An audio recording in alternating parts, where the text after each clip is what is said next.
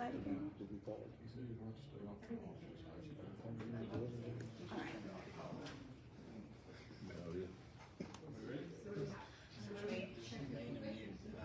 Is it another post for Facebook?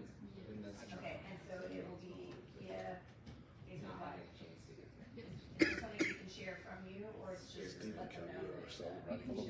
He knew what was happening.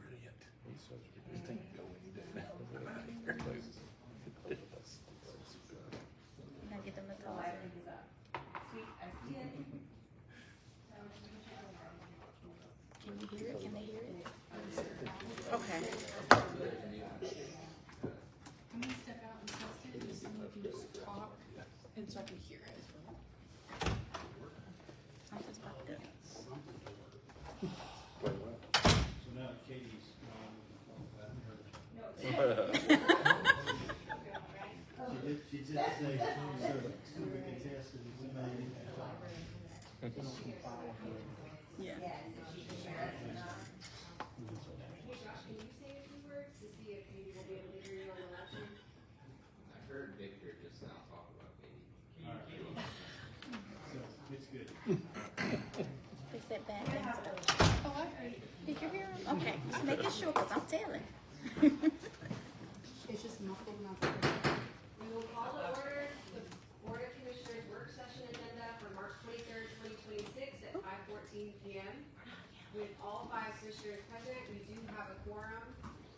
Before we get started, I do want to say that we are utilizing Facebook Live because due to an earlier power surge in the building, the microphone and recording system is down.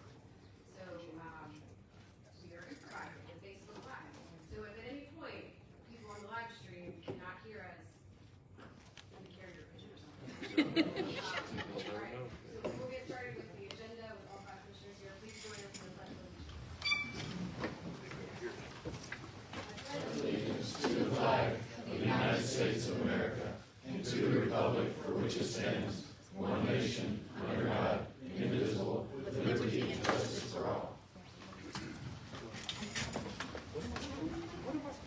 The next item on the agenda is approval of the agenda. Is there a motion? Motion to approve. Second. We have a motion and a second. Any amendments to the agenda? I'd like to make a motion to move item D, new business, number 18, to the first item under new business. Is there a second? Second. The reason for this is because, we have our first stop at 7, just to make sure that that item gets discussed by the board as a whole. Any discussion on the motion to amend the agenda? All in favor of the amendment signify by saying aye. Aye. All opposed? Motion passes unanimously. That takes us back to the main motion, which is the agenda as amended. Any other amendments? All in favor of the agenda signify by saying aye. Aye. All opposed? Motion passes unanimously. That takes us to approval of the minutes for the work session of February 23rd, 2026. Is there a motion? Motion to approve. Second. Motion and a second. Any discussion? All in favor signify by saying aye. Aye. All opposed? Motion passes unanimously. Monteek, because we don't have the normal recording, would you like me to say who the motion and the second is out loud, or is it still okay? I would probably go out. Out loud? Yeah. Okay, we'll make sure that, that was a motion for approval by Vice Mayor Salamita and a second by Commissioner Herbert. The next item on the agenda is a presentation concerning infrastructure development districts by Mark Mamitov, an attorney with Bassberry and Sims. And I'll turn it over to Victor. All right, so we have Mark Mamitov, on Zoom this evening, and, he should, when he begins to speak, he should, populate on the screen up there, and, hopefully the sound will be enough that you all can hear through my phone. Mark's company, Bassberry and Sims, in East Tennessee, they're out of Knoxville. They work exclusively for governmental organizations, basically on the government side of these IDDs, as well as other type of development districts. Mark is probably one of the foremost authority on the issue throughout the state of Tennessee. He's already been involved in several of these, and he'll talk a little bit about those. He can give you the ins and outs. I've talked to him a little bit about some of the questions that y'all had in the past, and He's going to speak probably for about 15 minutes or so, and then allow you all to ask any questions that you might have with regard to him. And I would say Mark is the person if you want to ask a specific question. He is the guy. So with that, Mark, I'm going to turn it over to you. More than nice. I'm so sorry. I'd love to be there with you. I had a chance to visit Nolensville again, so sorry I'm not here. I am over in East Tennessee. I wonder why in the world do we have some guy from East Tennessee out here when Nashville is just right there. But as some of you may know, our law firm is based in Nashville. We're a big old law firm, and we specialize in doing public finance work in our small little team. We have about 10 to 12 of us that only do public finance work. And what I've done for 40 years this year is primarily do help bonds and things like that for cities and counties and utility districts and folks like that all over the state. And I am, but then maybe 25 years ago, I got very engaged in doing economic development work, doing incentives through pilots, and doing tax increment financing. I wrote most of the laws in that area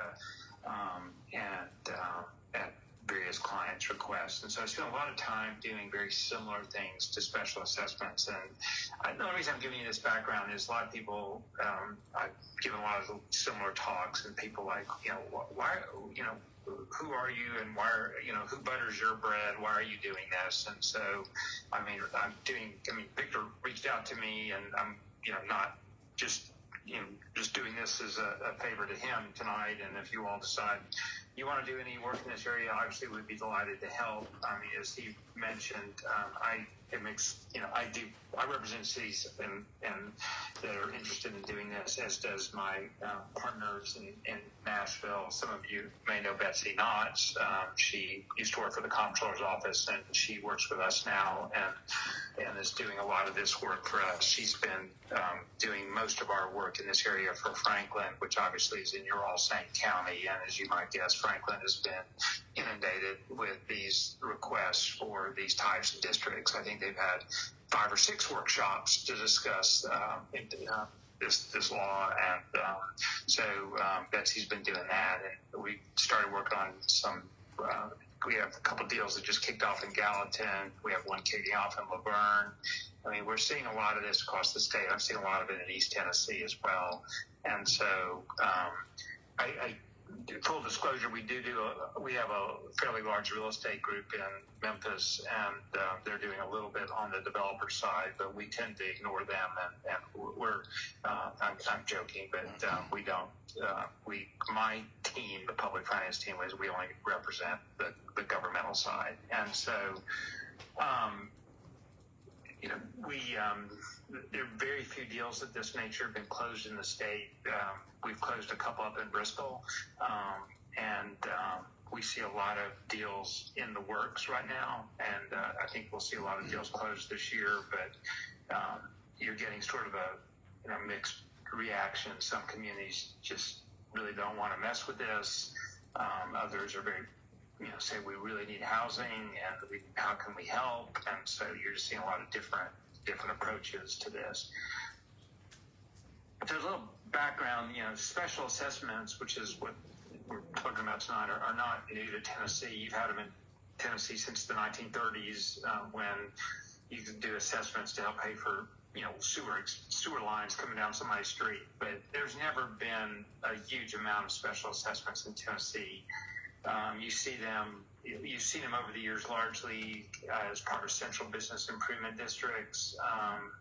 I know many of you are familiar with the area around in Antioch, around Century Farms. There's a fairly large special assessment supporting that development, and we've done a few across the states under old laws. But last 2 years ago now, we had various clients come to us and say, would you help write a law that would allow municipalities to do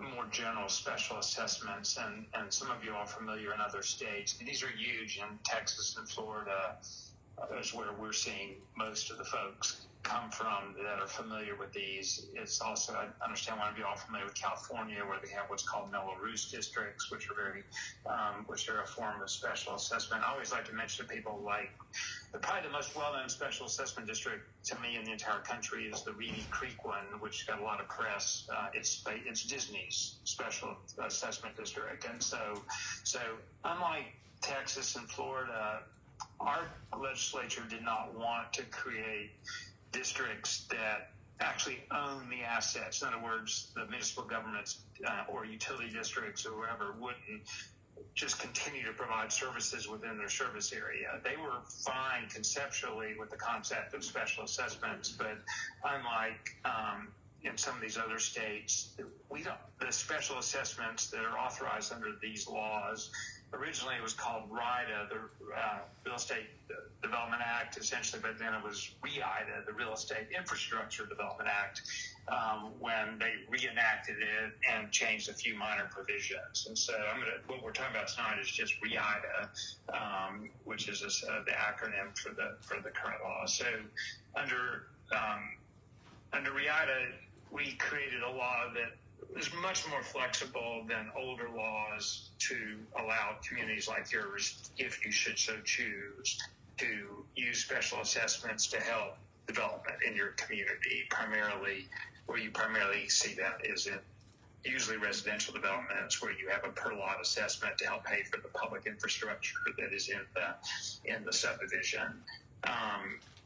Victor mentioned y'all may want to, the overview of what the process is. A developer really can submit a petition to ask you to do a special assessment anytime.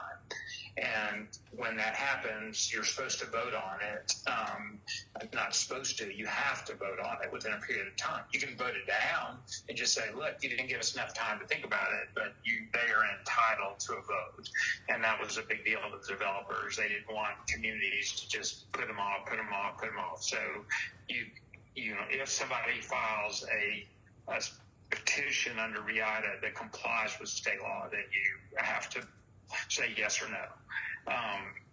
Having said that, I found most developers don't want to hack off where they're asking help from, and are generally wanting to work with the community and their staff and get the petition right, and to get it in a form that is worth presenting to City Commission. And so normally what you'll see is they'll file a draft, and then they'll file it so that it's timed to coincide with one of your meetings.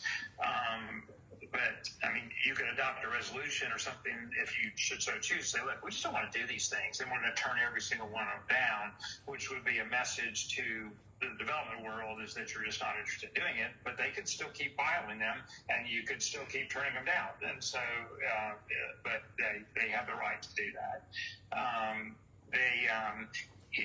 If a developer files a petition asking for a special assessment, that developer has to own all the land in the area, or it could be multiple developers in any area which they ask to be assessed.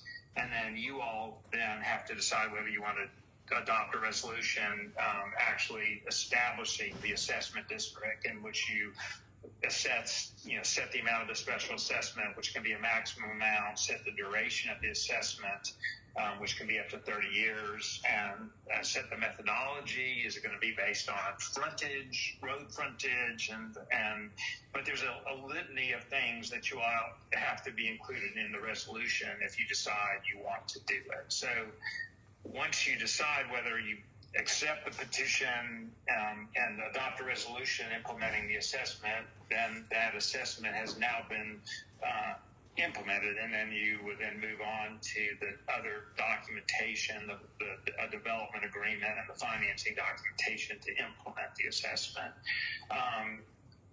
The assessment can be used to pay eligible infrastructure costs. I know Victor mentioned that one thing that you are interested in is like how much of it has to be offsite, onsite. There's not really a mathematical formula, but it has to have a finding that what's being financed benefits in some way uniquely the people that are in the area being assessed. So in other words, if you have a neighborhood that is obviously the interior roads and utilities, they obviously benefiting from, but that also can be true of offsite. If a traffic study says, look, you need a traffic light to get into this subdivision, you need turn lanes, you need to widen this road, to the extent it legitimately can be attributable to that development, you can put some offsite cost into it.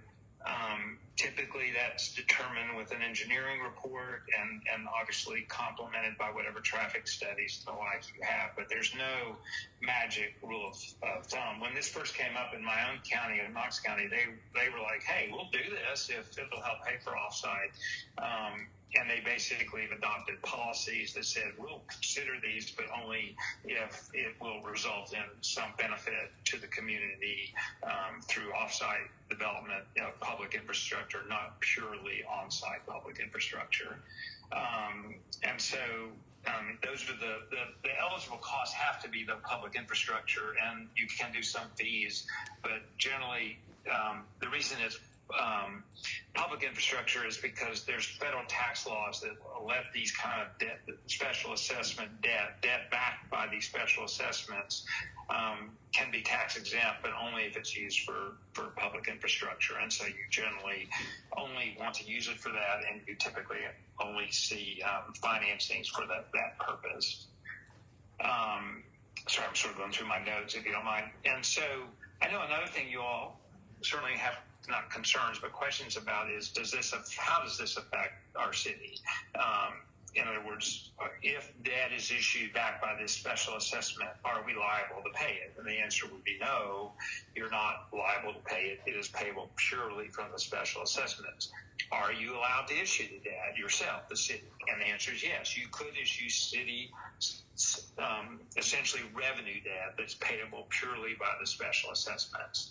Now, I know that some of the developers and their counsel will somewhat disagree with what I'm about to say, but we drafted this statute such that we're encouraging our bond clients, our municipal clients, to not directly issue the debt, but to create a layer of separation between them and the debt by typically using an industrial development board to do it. I don't think you all have one, but there's over 300 in the state. Most communities do have an industrial development board, and the state law allows you all to say, look, we don't want our name on this debt, so use the industrial development board, and that way they're the issuer of the debt. If there's a default, our name is not on the debt itself.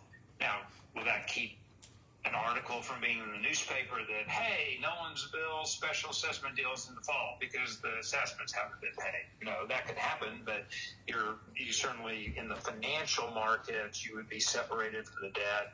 And we don't really believe, honestly, that even if you issue the debt itself, it would affect, for example, a bond rating or things like that. But there are reputational issues that I know a lot of our communities are concerned about and just would prefer to segregate themselves from the debt. And so most of the folks who we're working with have wanted to use an industrial development board to issue the debt separately and just funnel basically the special assessments as collected to the board and to pay the debt service. And therefore, you've totally segregated the city from the debt and the reputational risk of defaults.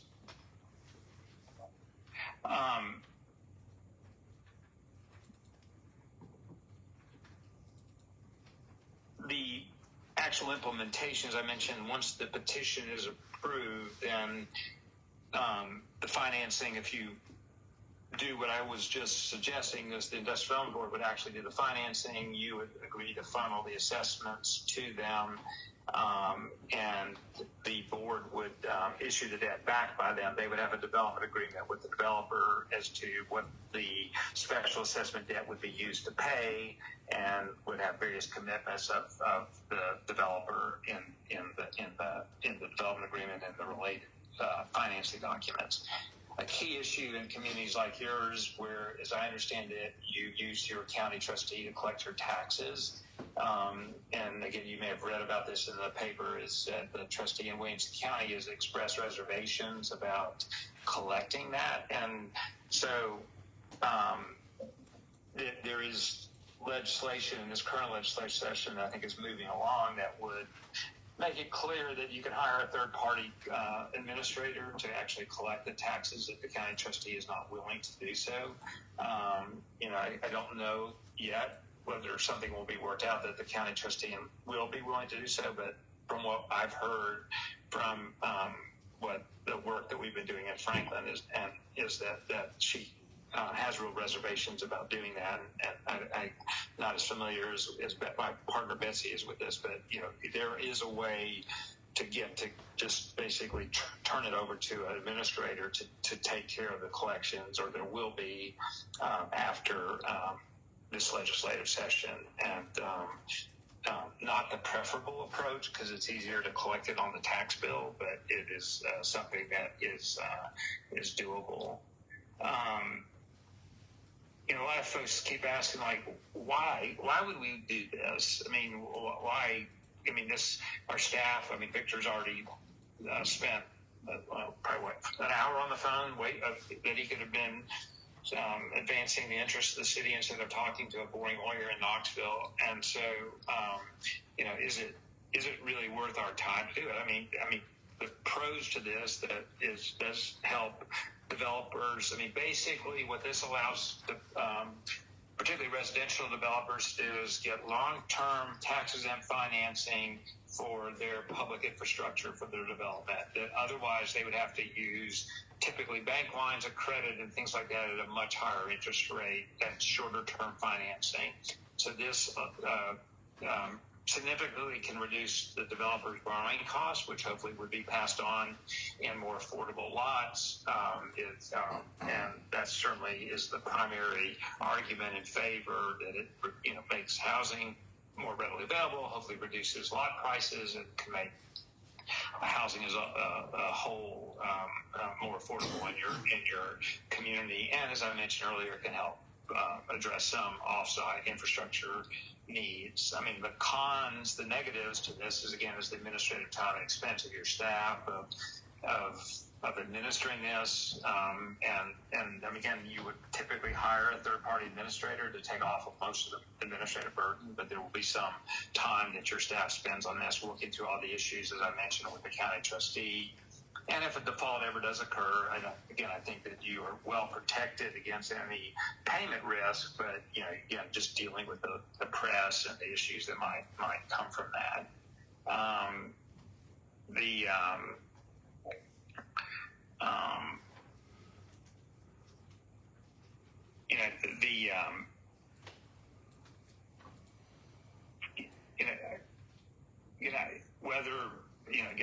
I'm glad to try to answer your questions. If you decide it's something we have several communities that have tried to adopt policies. Some are saying, no, I don't need to do this. I really like this program. I just want to dive in and help promote housing in our community. There's nothing in the statute that says you have to have policies. There is a section that says you can, if you wish to have them, to sort of guide how you do this. But the main thing in Knox County's policies, they basically said if you don't file in a way that we don't have to call a special meeting to hear your petition, we will automatically vote it down, basically. But and then they indicated they only wanted to do these things if it did involve some off-site improvements. But I mean, there's nothing in state law that says that you have to do either of those two things. But I do think you're in an area that obviously is extremely desirable. You're going to continue to see growth in your area. We're seeing it not obviously, as I mentioned, in Franklin already, but we've seen requests in Spring Hill, for example, which I know is partially in Williamson, partially in Murray County. But, I just think everything in the sort of ring communities, I mentioned, I think that we're starting on one in Laverne. I think this will continue to hit communities like yours, and you're going to need to decide whether because they are entitled to a vote upon submitting a petition, whether you want to support these kind of projects. I'll shut up there and see if I hit the key points. Victor, if I missed something you feel like you want me to address, please let me know. But be delighted to try to answer questions if I can. All right. Mayor, I'll turn it over to y'all to see what questions you have. So let's start with Commissioner Gill and just go down the line so that we're kind of orderly. We're trying to speak into the camera on the phone over here. Do I need to use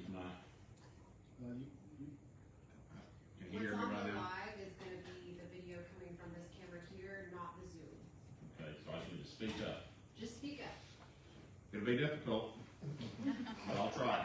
Mark, thank you for being with us. You refer to yourself as a boring lawyer in Knoxville, sir. I think you sell yourself short.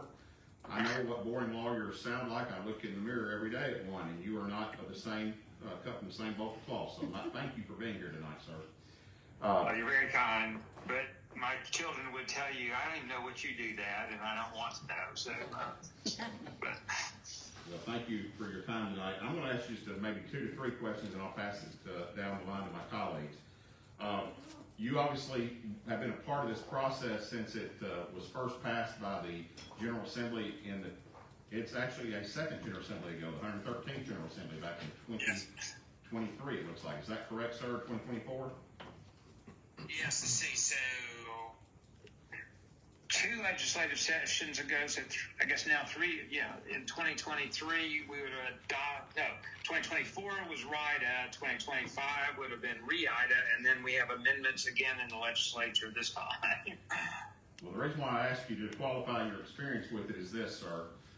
It's always difficult to be the first one through the door, and we in Nolensville have certain needs for infrastructure, and matter of fact, you have no reason to know about this, but just in the past week and a half, each of the 5 of us have been sitting down with our town manager and our finance director, our associate town manager, trying to work on our budget for the coming year.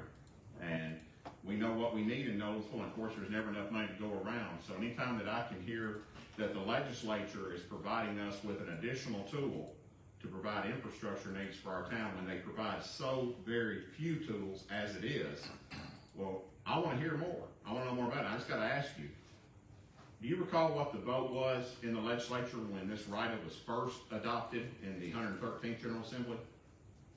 I don't remember there being any opposition at all, to be honest. If it wasn't unanimous, it was near unanimous. That's exactly what my research found, sir. I'm asking you the question that, what they teach you in first year. Don't ask the question you know the answer to. Yes. I'm a little bit embarrassed. I don't know the exact number, but both the original RIDA bill and RE-IDA passed. Yes. The main question would be, are these impact fees? Are these impact fees? And when assured that they were not impact fees, that they were different, and special assessments are different, the legislature seemed to coalesce around that this was a good idea. And that's where I was going with this. There's obviously, and I looked through all of the history of the various committees in both the House and the Senate, both in 2024 and then again in 2025 when they had to make some amendments. And yes, sir, it was in 2024, it was ayes 94, nays 0 in the House, ayes 30, nays 0 in the Senate. And then whenever the same score, 32-0 in the Senate when they made some amendments, and then finally in the House there were 90 ayes, 1 no, and 3 present not voting. So all I have to say is a lot of folks have already looked at this legislation and voted in favor of it. They had staffs that called through it, and then they have equipped us at the local level, which we're a creature of the legislature. We can only do what they tell us we can do. And we have been on the receiving end of a lot of what we cannot do. And so when I hear this, I'm like, okay, I want to know more. And so under that vein of knowing more and believing that there's wisdom in the counsel of many, your counsel will be very much appreciated in this regard, sir.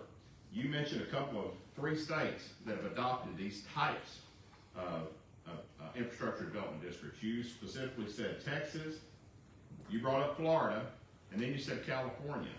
Can you please tell me how the legislation that you helped draft and which ultimately passed overwhelmingly by our legislature differs from any one of those 3 states? Well, the main difference from all 3 of the states I mentioned is that there is these other states primarily create mini cities to install infrastructure, like the villages I'll probably be there before I know it, but that's that huge retirement community in Florida, right? And that's a big special assessment district with its own governing body and things like that. And they're basically mini cities. We are not doing that. We are providing a financing vehicle for cities such as Nolensville and other communities across our state to be able to use these types of bonds to finance things, hopefully in a more straightforward and manner that older laws did not allow. And so So that by far is the main thing. You know, Mello-Roos got sort of a bad reputation in California. It's sort of had its ups and downs, but again, a lot of it was the proliferation of too many of these districts where they overlapped and there were just something. But you know, and it's just we are. I know it's been somewhat of a frustration for the developers and the lawyers and the consultants that come up from Florida and Texas, and we've seen a lot of them that just like, wow, why don't you just make it exactly like Texas and Florida? Well, the main reason we didn't is our legislature would not have approved essentially taking creating separate overlapping public services areas over existing cities and utility districts. So, I mean, that's the main difference. Ours is much more sort of a vanilla look. Here's a way that if cities should so choose that they can provide a mechanism to assist developers on a tax-exempt basis with financing public infrastructure for their developments. And if it's within the city limits of a community such as Nolensville, you have to do it. The county, in other words, Williamson County could not come in and say, well, if Nolensville won't do it, we'll do it. State law says that you and you alone can decide whether you want to do this. Last question, and I'll be mindful of your feedback right there and know that sometimes vanilla can be your best choice, it sounds like. Tell me this, in the priority of liens, where would the special assessment lien come into play, if by chance? Because that's the risk, if you ask me, that we authorize these IDDs, the money's taken out, the collections ensue but are not paid. A lien can be placed on the property, I'm told. Where does that lien come in when it comes to the priority, for example, of our property taxes? Because I'm assuming if they're not paying the special assessment on the IDD, they're also not paying their property taxes to the town of Nolensville or Williamson County. But we'll let Williamson worry about their business. But they're probably not paying their property taxes either. Maybe not even their mortgage. We don't know. But can you That's just a great question. flesh out where we come in? Yeah, I should have covered that. Yeah. It's number two. You know, the old Avis commercial, I'm number two, I'll try to do better, but I guess they're not, but they're right behind your taxes. So in other words, if someone only made a partial payment, it would go first toward your taxes and then toward special assessment to the extent there's any excess. But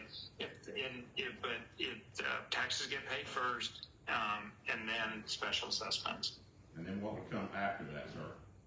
Not that we care, but is there anybody else? Yeah, well, I don't know if there's really could be anything after it other than, any other, obviously, the main thing after it is the mortgage. I mean, the benefit to the developer is this special assessment lien primes their mortgage so that it is even ahead of their own financing that they may have. And so it's a really highly secured stream of revenue, particularly after the property is developed. Once the property is developed and everybody is sort of used to paying these assessments like HOA dues, it becomes fairly straightforward. If there's any real risk of default, it's usually in the development stage. Well, that's where I was going. That's the answer that I was needing to confirm, sir, that we know that property taxes gets first priority, then the special assessment liens would come into play right ahead of the mortgages, because if you have a mortgage on your property, you've got equity built up in it, you've got skin in the game. You're most likely going to pay your mortgage, but it doesn't matter how much you love your mortgage. You got to pay first the city property taxes and then the special assessment lien. So thank you, sir, for all of your feedback. I'm going to pass it now to Commissioner Salamini, let her take that and my remaining colleagues. Thank you for your time tonight. Thank you for your good questions. Okay, Mark, can you hear me? Yes, I can hear you. Okay, you talked a little bit about the proliferation of too many districts. Can you talk more about that and the general size, that comparisons to other states versus what you've already seen established in the state of Tennessee? Well, and I should be careful to fully disclose that I'm not as familiar with California. Because I was going to say old fart, excuse the phrase, but I've seen everything come and go. And Mello-Roos obviously was a big issue in California. It was in our, believe it or not, there's sort of a fraternity or sorority or whatever you want to call us of bond lawyers across the country. And so I would often see them talking about their Mello-Roos bonds. And I was always kind of jealous that we never had anything in Tennessee like that. So, but I know that, it was in fact, it may have been a subject of a referendum in California did not create too many more. And if you have overlapping ones, it can get really confusing administratively and for things. I don't know how much overlapping they had there. I just read in the press that they just felt like there was too much in proliferation. Here, you control that. You know, I mean, if you don't approve it, first of all, I find it highly unlikely there would be multiple, because you have to have unanimous request of all property owners. In other words, this really is only a viable tool once for the initial development. Can you imagine let's assume you have a 500 lot residential development. The chances of you getting all 500 people to yet submit again to ask for a new assessment 20 or 30 years later to make improvements is probably less than 0%, knowing even if you have wonderful neighbors. So, you know, this is really a greenfield development type statute that I just think that in of itself protects against the proliferation or overlapping of districts. So I just don't think our law, in my opinion, is just much more conservative than what they haven't had. I think they've tightened it up some in California, but what they have here. And so I just, but I do know there are communities, you know, in the South even that, you know, just there are cities that, you know, are ministering either directly or indirectly through third-party administrators, you know, 10 to 15 to 20 districts of this type. And so, you know, again, even with a third-party administrator, you're going to have some administrative responsibility of oversight and making sure that the administrator is doing their job. By that, you mean at our staff level, there would be some administrative oversight? Yeah, I would think so. You know, you're allowed to charge fees that cover your expense. I mean, you at some point, I don't know if you have like an economic development person for the city or community development person, they may need staff to help support this at some point to make sure things are being done correctly. But for the most part, there are very good third-party administrators out there that you could hire to do this, particularly if you're going to need them to do collections, which, again, it sounds like that may be the case in Livingston County. Can you also talk about that I took a note that said that there should be a finding benefiting uniquely the people within the development, and that any fees that are associated with it genuinely have to be attributable to that development, which, you know, we talk a lot about how there has to be a central nexus within the development itself for any fees related to that development. We already have requirements within our code for traffic impact studies. And so if there are, my understanding is that if there are requirements for traffic improvements, whether it be a turn lane going into the development or even a light in some cases, that we already have the capacity to require the developer to do that. So can you talk about what fees the town could charge? I mean, ultimately, this discussion, from my perspective, is largely coming from the current litigation that we have in place regarding impact fees. Our town currently cannot charge impact fees. We hope to be successful at the Court of Appeals, but obviously we were not successful in the first court case. And so, to me, that is a lot of what is being explored here. And I want to make sure that there's a difference between what we already have the capacity to collect versus what is going to be billed as a replacement for impact fees. And so I want to understand that, and then I want you to also specifically weigh in on how you described that the legislature specifically did not want this to be an impact fee, and how then could it be used to replace them? They're great questions, and it's funny about the legislator. You know, impact fees have become sort of, I don't know, like boogeyman. You know, at the legislature, and when you mention them, I mean, it just has negative connotations, and so I think that there's definitely a distinction between a special assessment, which is essentially self-imposed by the developer through this mechanism, versus a top-down impact fee, whether that's economically a big difference. I would argue there's not economically a huge difference in many ways, but I mean, it's just more the approach being a voluntary special assessment versus a imposed impact fee. And I think that's the primary difference, is the nature of who initiates it and how it's imposed. Would it be broader than what you all historically were able to do with your impact fees? I would be misleading you to say I really know that without diving in deeper into what you all were using them for. I do think that this type of financing can make the off-site stuff like the turn lanes and the traffic and the road widenings that can legitimately be attributed to needed because of a development much more palatable to a developer, and might more likely to get them to move forward with the development and be much more willing to work with the community to try to get these sort of things done if they know they have a mechanism for financing it. So while I can't tell you whether it's going to be truly legally broader than what you could do when you were able to do impact fees, it certainly is something that probably developers will find much more palatable to them to work with you and say, look, yeah, I'll throw that in my special assessment financing because you're helping me make this work, and I really appreciate that. So when you say palatable, I would hope and imagine that everybody on this board is a little gun shy when it comes to believing what a developer would say.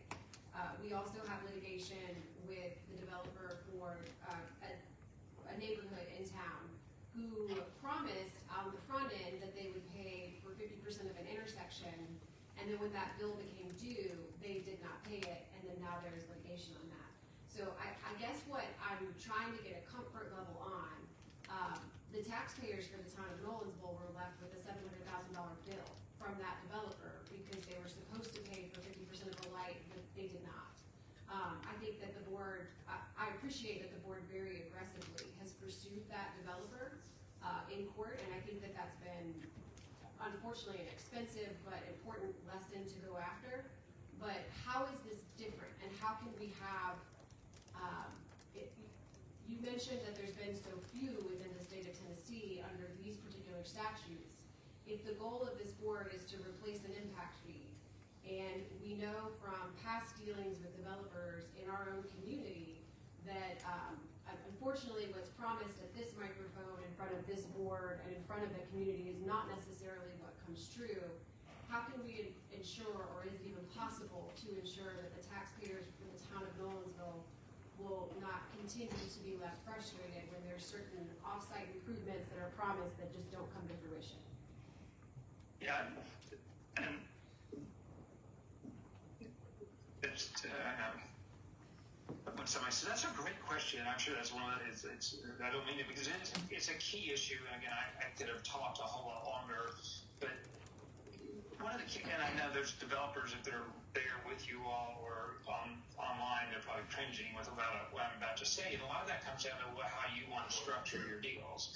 If you structure them as reimbursement deals where they only get reimbursed from the special assessment once the infrastructure has been completed, that's the subject of the development agreement, you're essentially assured that there is no way that they can get the advantage of the special assessment until they've done what they've said. But that forces them to use their own funds during construction to finance the infrastructure assets that you want to see done, and it increases their cost. So they will vigorously argue that they should be able to use this during construction. So a lot of it comes down to the negotiation of the development agreement and when they can be reimbursed, how tight you are able to make sure that the infrastructure is done. I will also tell you that the bondholders care a lot.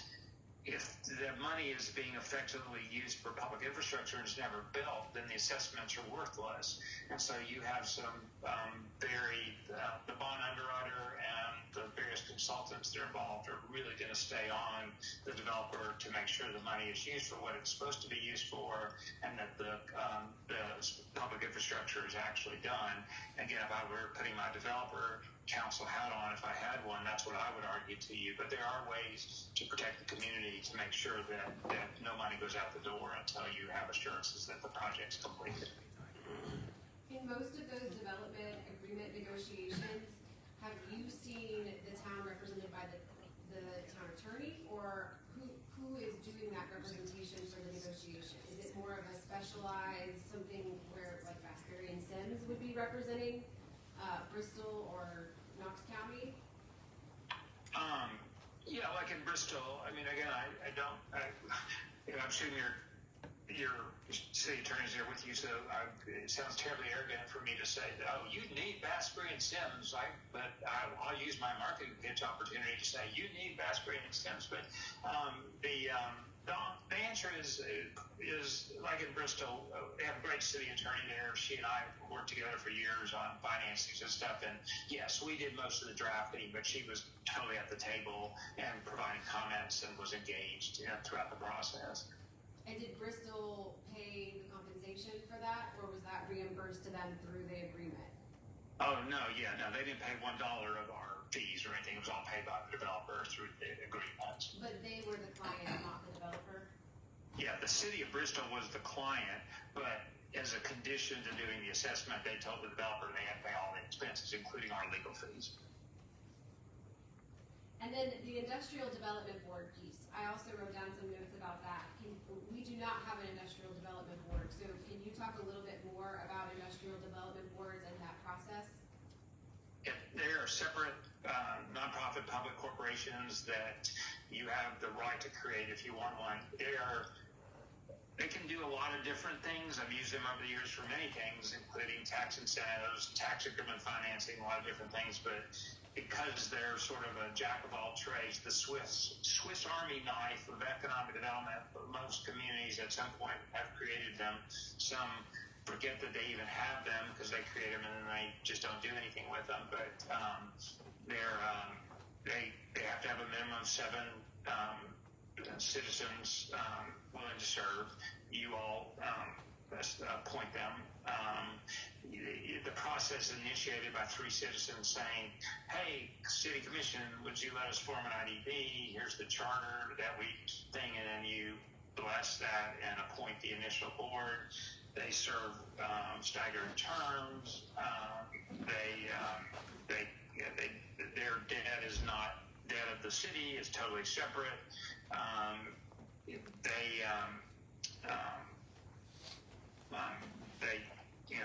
They have all the hallmarks of a municipal entity, and again, if you decide to do this, our recommendation, but again, I know that many of the development groups would tell you all that we're being too conservative, would be to use that so that your name is not on any special assessment to have. Thank you for answering my questions. I'm going to pass it over to Commissioner Carpenter now. Thank you. So I have a little bit of experience or knowledge around industrial development boards and pilots. In my understanding, and I realize we're talking about a new tool, but it seems to work in similar ways. My understanding is that this have typically been most beneficial to communities or properties that are blighted, underserved, or distressed, and the purpose has been to help generate some economic activity for those areas. And my concern with this has been twofold. It's been, what is the benefit to the town that we're not going to get if we don't go into these? And 2, are we in that position? Because I don't think at the moment we are. And so, I guess my question is, how is this different from those things in terms of how it will help us? And with my knowledge of IDBs, I feel like that's a big step to take for Nolensville. I think it's more of a comment than a question. Yeah, sorry. I guess if you could explain some of the nuances of IDB and then pilots and IDBs and those various tools, that would be helpful. IDBs for three things. One is pilots, pilots is a nice way to say tax abatement in Tennessee. And so your IDB, if you chose to create one, could not grant tax abatement unless you all delegated it to the authority, to the IDB, the authority to do that. So, and if you have a special project like the hot one, obviously, is Costco lately, is like if they came and asked for a pilot. I'm not saying you would do that, but we're seeing a lot of communities having to face that issue. And it's usually a trade-off for sales tax revenues, local option sales tax revenues. So having an IDB ready to go if that perfect retailer shows up that you really want, that will really boost your sales tax revenues, that's nice to have. So that historically was where even older historically, we used IDBs to issue a lot of tax exempt bonds. In 1986, they totally rewrote the tax code so that IDBs can only issue very small number of tax types of tax exempt bonds. So historically, when I was a very baby bond lawyer, that's what we did. But then started doing for pilots, and we started using them for tax increment financing. Tyler, what you were referring to about redevelopment type stuff, that typically is referred to in the tax increment financing area, where historically tax increment financing was only for blighted type properties and things like that, and those were done through housing authorities. And so I've worked for years here with our housing authority and worked with a lot of housing authorities over the state, and developed a lot of the tools for doing tax increment financing. If you've ever been to downtown Knoxville, I basically worked on all the incentives to rejuvenate Market Square and do all the, bring our downtown back to life. And we used a combination of pilots and TIFs to do that over about a 20-year period. And so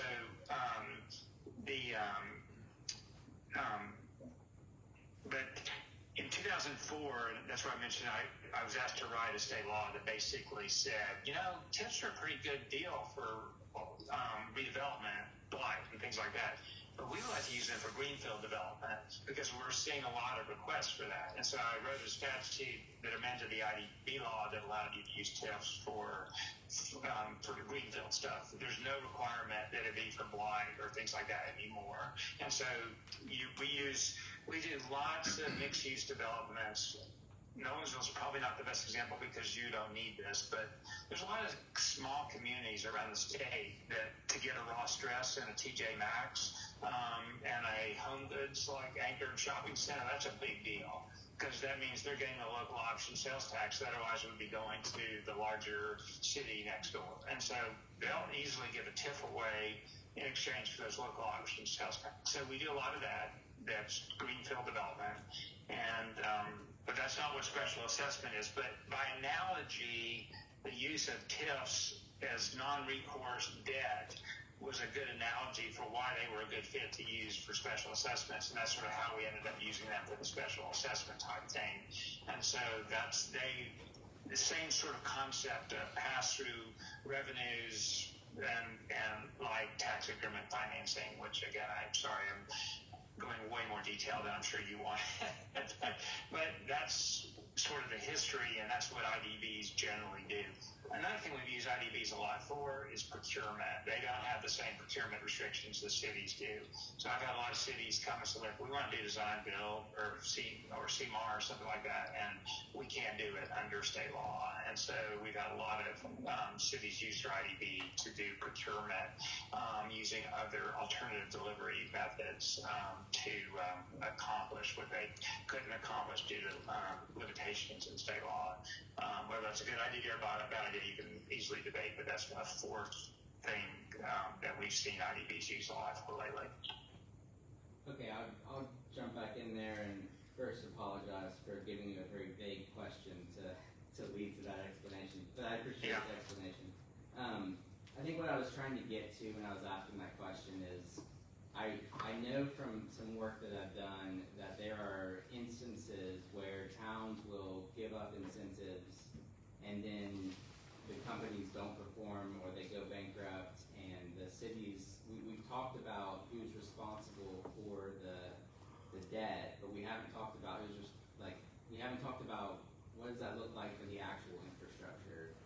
So for example, if you mentioned this in setting the rules ahead of time, which I thought was an interesting point, but if there's infrastructure that has been half built or is fully built and it's just abandoned essentially, the bond holder, the bank owns that. Who owns that property is I guess is my question. Who owns the property? Who is expected to take care of that property? Considering it's supposed to be public, but it's owned in theory by whoever's holding that bond. Or help me understand that, Yeah, no, I mean, it would, like any subdivision, even if it's financed through special assessment debt, once the public infrastructure is completed, it typically would be dedicated. And unless it's that type of public infrastructure, you can't use taxes and financing to do it. So your typical subdivision, you would finish the infrastructure, you would dedicate it, and I guess in y'all's case, your city would be responsible, just like in any subdivision, for I mean, I assume you have the normal stuff on stormwater and stuff to get bonds and things like that, but as to the roads and to the extent you all are providing the utilities, I don't know which ones you all provide, but yes, they would, whether it's you all or some other utility provider, they would be dedicated and they would become public assets for which the public would be responsible. But that would be true of any subdivision that successfully builds out their development and dedicates the public infrastructure. Hey Mark, I think I was referring more so to the point before it's dedicated, because if we get to the point where it's dedicated, the property is essentially done. Yes. Bonded. So prior to completion, that goes sort of the point. I'm sorry, I know I'm getting the weeds a little bit, so please. That really goes to what tools you have to mitigate the risk that any money goes out the door until it's completed. Again, you could do a complete reimbursement such that you have no risk like that, or you all at some point would have to make that decision. What is our policy on that? Do we only allow the special assessment proceeds to go out the door as a reimbursement for completed infrastructure, or do we let it assist the developer as a construction financing tool? Thank you. I'm sorry if I'm not answering your questions. I hope I am, but. Thank you, Mark. Appreciate your time again, as always. Really two questions here I've got written down. You mentioned a lot about roads. Obviously, for us at Nolensville, roads and stormwater are kind of our priority maintenance for the community. How common have you seen that? We don't manage or operate any utilities in Nolensville. Those are all done through other entities. What does that look like with maintaining standards for those entities like Metro Water, Metro Sewer, and as well our requirements for road and stormwater?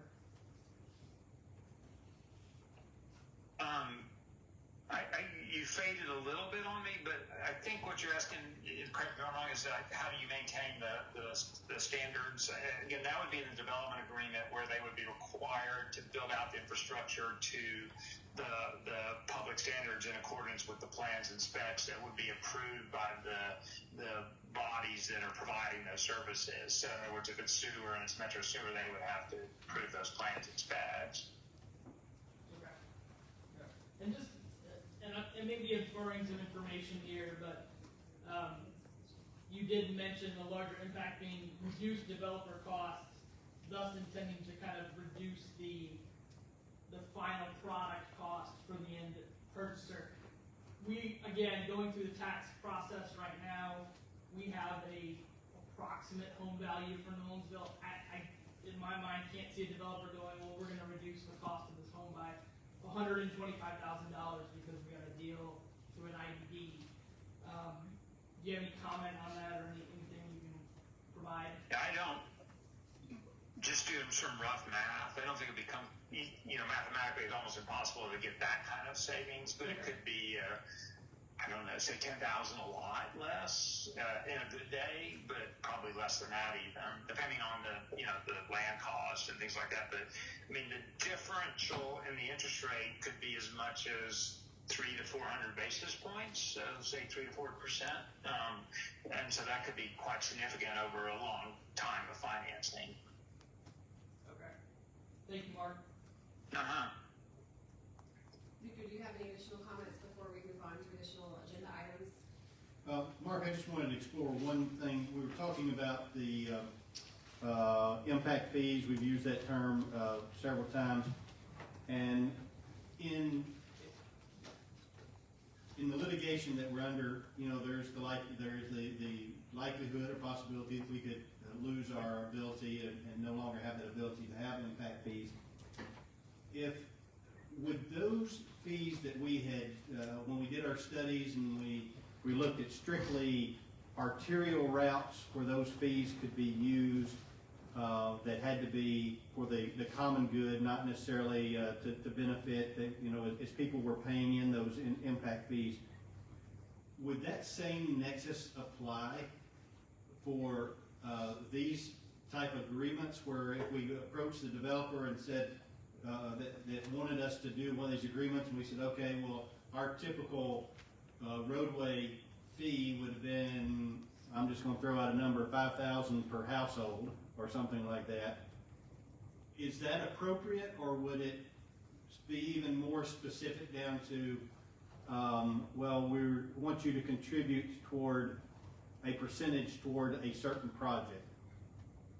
I think the latter is what you have to do. I don't think a general assessment comparable to your impact fee would be workable. You've got to tie the public infrastructure to the need that's created by the development. I'm looking at an engineering report here in front of me where basically they're saying an entire road leading up to the development needs to be widened and expanded. And I mean, independently of us or the city, the developer is arguing that that's a acceptable cost. I assume it helps them to some extent because it provides safe access to their development, but it's a fairly significant offsite cost that they're saying in this case essentially the whole cost is attributable to their development. But I assume in some cases, you know, the engineering report will say, well, you know, 30% of this cost is needed because of the development, and I would think that engineering report that type of report would be what was needed to fairly quantify what could be attributable to the development.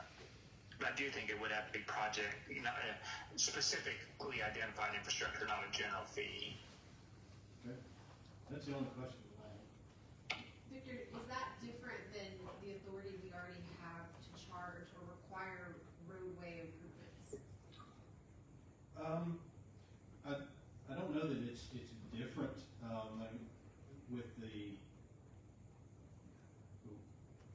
with the HUDs that we've had in the past. We've been able to look at projects and say, okay, well, you need to contribute to something that's a little further out or whatever, because that was part of it. I don't know specifically, and I'm looking at Chuck and maybe Brad to give me guidance on this answer. With the ordinances that we have now, I'm not sure how broad we can expand those things. Remember, that microphone doesn't work, so you have to talk about it. You would need to rework your ordinance. You're gonna have to do that. Louder than that, Chuck. Come on over here. You would need to rework the ordinance. You would need to rework your ordinances. There are many examples of municipalities around the state of Tennessee that require pretty substantial infrastructure improvements along with the project.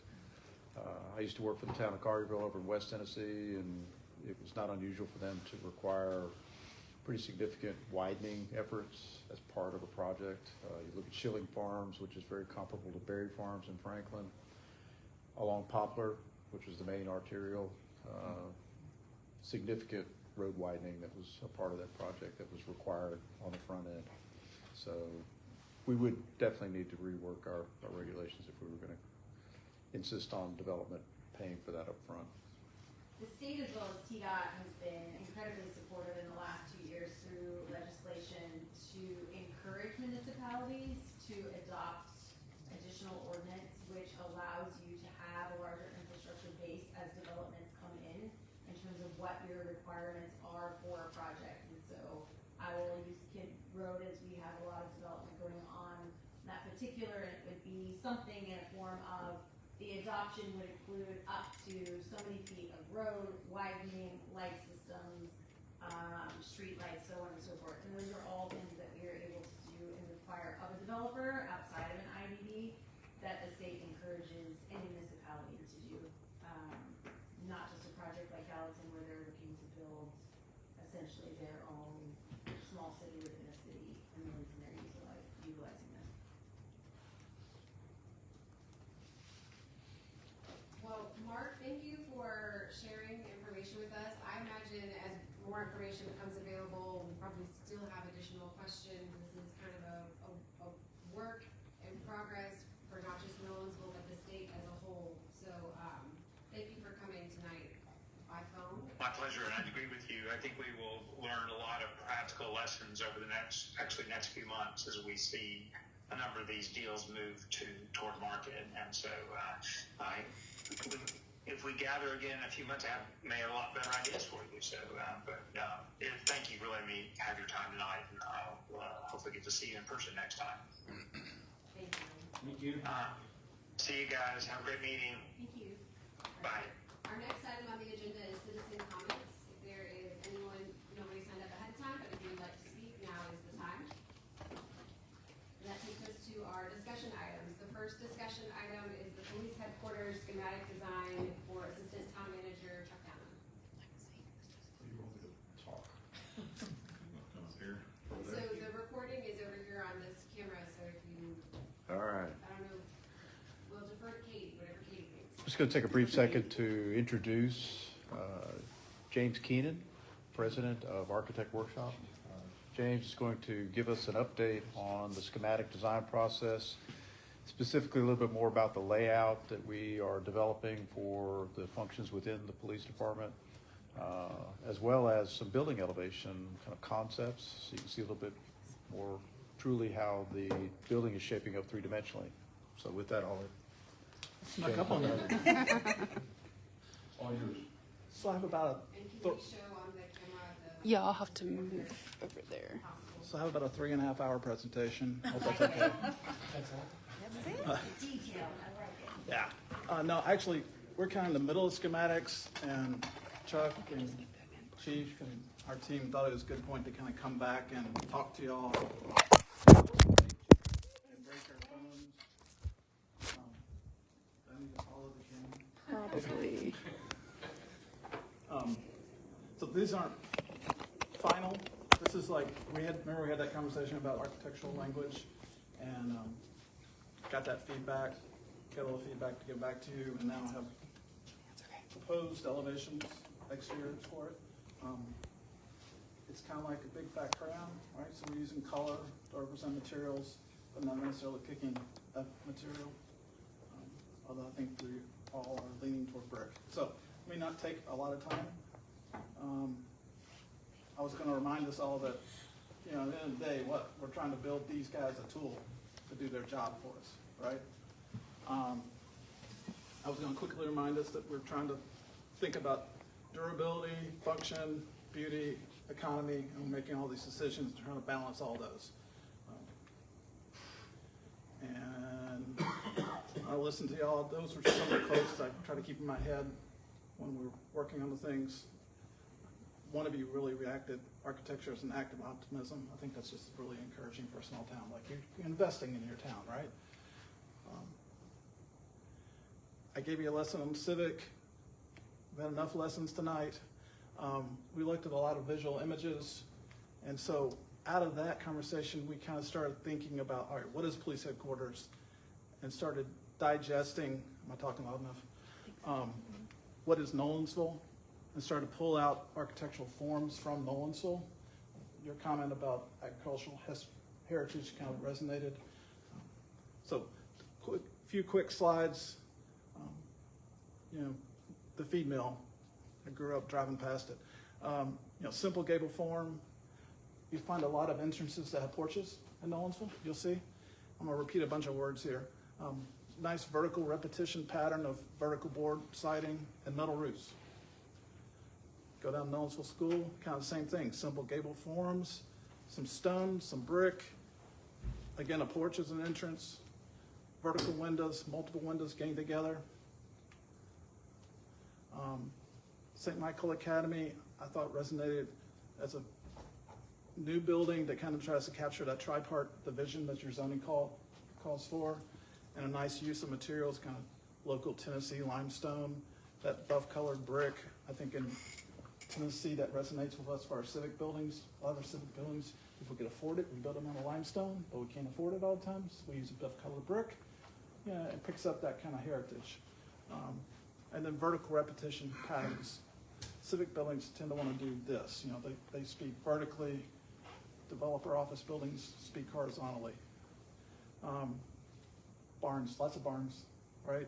Simple forms, no crisp roof eaves. Again, that vertical repetition of pattern. But another porch as an entrance. And a little detailing, right, to create shadow and shade. Our historic Nolensville, again, porches, metal roofs, a lot of repetition. And then across the street, kind of captures that same idea, brick walls, a lot of detailing to create shade and shadow, a porch, welcoming porch, a tripart division. It's not as blatant, but it's there. So that's kind of the context, I think, for Nolensville. What can we do with this? Early thoughts here. So if you remember, this is how we had the site divided up. Hey, it worked, cool. We got the public parking, which goes into the public entry, which goes into the main building. And then we've got parking and annex, and that bubble's too big, so I'm gonna turn it off. And then the staff entry, you know, is down here on Sunset. So in our conversations, we really got just one primary staff entrance here. That second entrance out of the staff parking will provide a safety valve, but it's gonna be treated as a grass pave, so it won't be so evident that there's another drive coming out of the parking lot into the parking.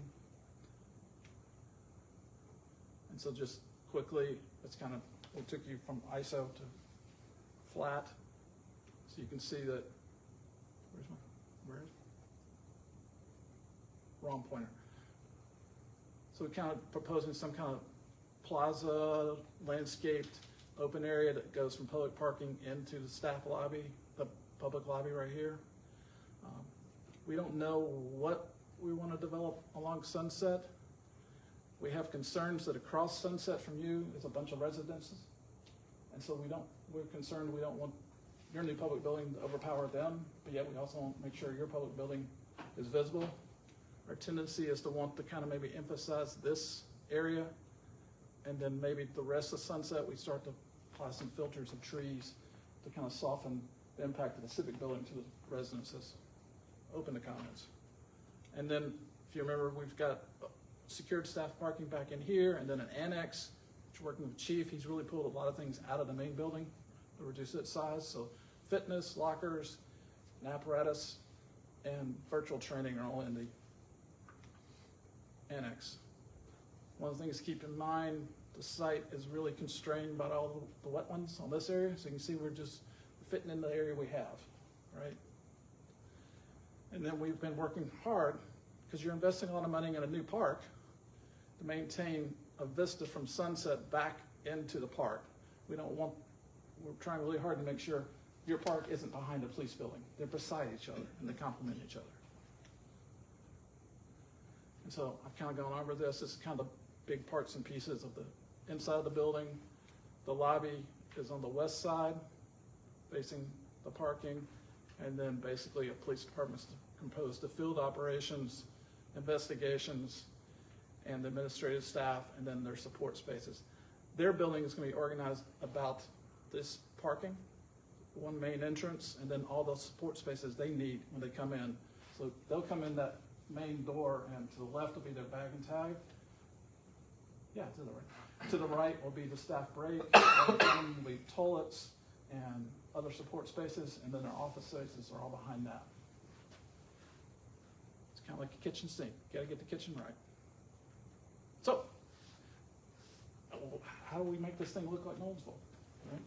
So it's a very low slung building. Right? It's about 15, 16 feet to the eaves, and then a series of simple gable forms. The window patterns are still under development. You can see at the far end, so we're at Sunset coming from here, and Sunset's on your left. The community room and porch is down at this end, and then this is a series of windows for all the different offices. And this is the back of house part of it. And then there's a sally port, and then the secured staff entrance, dumpster, and then annex building tucked back behind the trees. And coming from the other way up Sunset, you can see the porch. Have a nice open welcoming porch. It's facing west, so I'm trying to also control sunlight coming into those spaces with the vertical columns. The plaza area, community room, a little bit of signage that says Town of Nolensville Police Department. And then the beginning of different office windows along here. One of the things we want to develop is like, what does that window pattern do? And then kind of back in the park, there's the park toilet and the basketball court, some kind of secured fencing is kind of what that white is representing. It'll actually be some kind of black metal usually. The entrance, a little more signage welcoming you, community room, flags, important to have flags on the police station, beginning of an entry plaza. Here's a closer view of that entrance. The idea is maybe there's native grasses and plants, so it's kind of lower. And then maybe along here we'll start to develop trees. Sliding over the other direction, same thing. Kind of one main entrance, a few steps up. Civic building ought to have steps up. But then again, we put the handicap parking here and they directly on grade and come in. So we're open and accessible. Come around the building the other side, secured lot. So you would see secured gate for officers, second gate going into the sally port. Property return will be on this side of the building. Garbage pickup will be on this side of the building. This kind of view standing into staff parking. Their main entrance is right here. And then parallel to the main building is a walkway that leads them straight into the annex building where all the workout area and the lockers and the training occur. And then you can see the big doors for the apparatus space.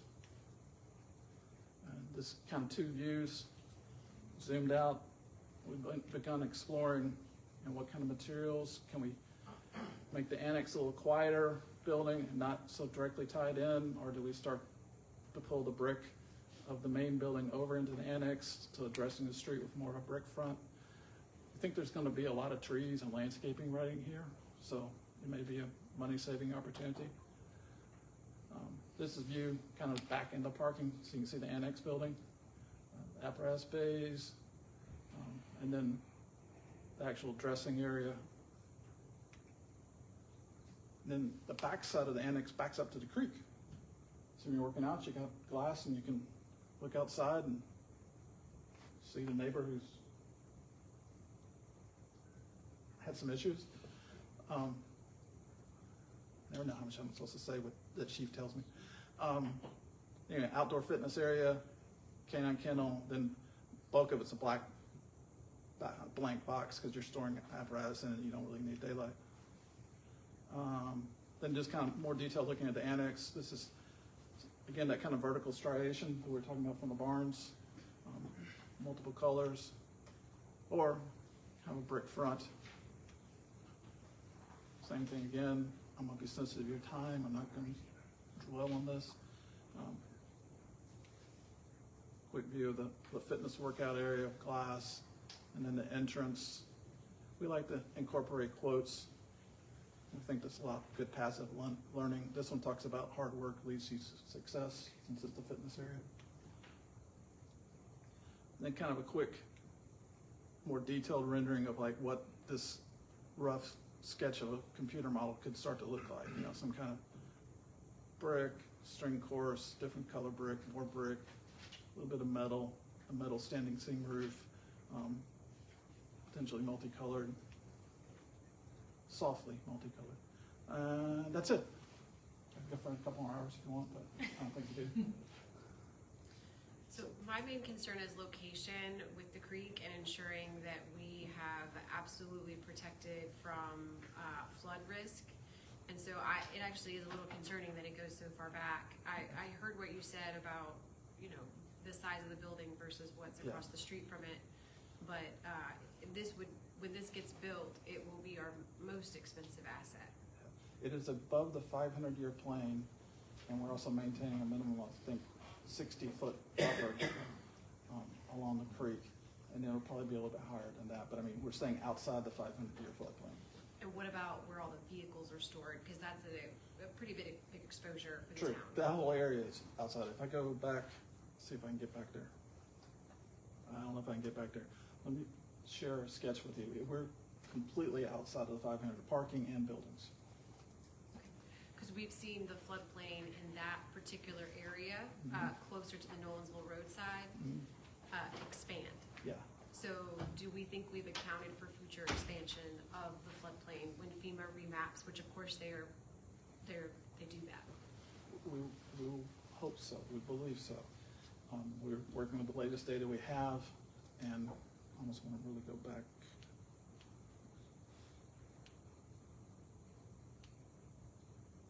Yeah. To me, it's the annex building that I'm concerned about, like Yeah. the proximity of the annex building, which of course shifts the whole thing. So that's that creek going that way. And then the Mill Creek is way up there. And then that darker green represents the 500-year floodplain. And the civil engineers intend to have a area here to gather stormwater from the parking.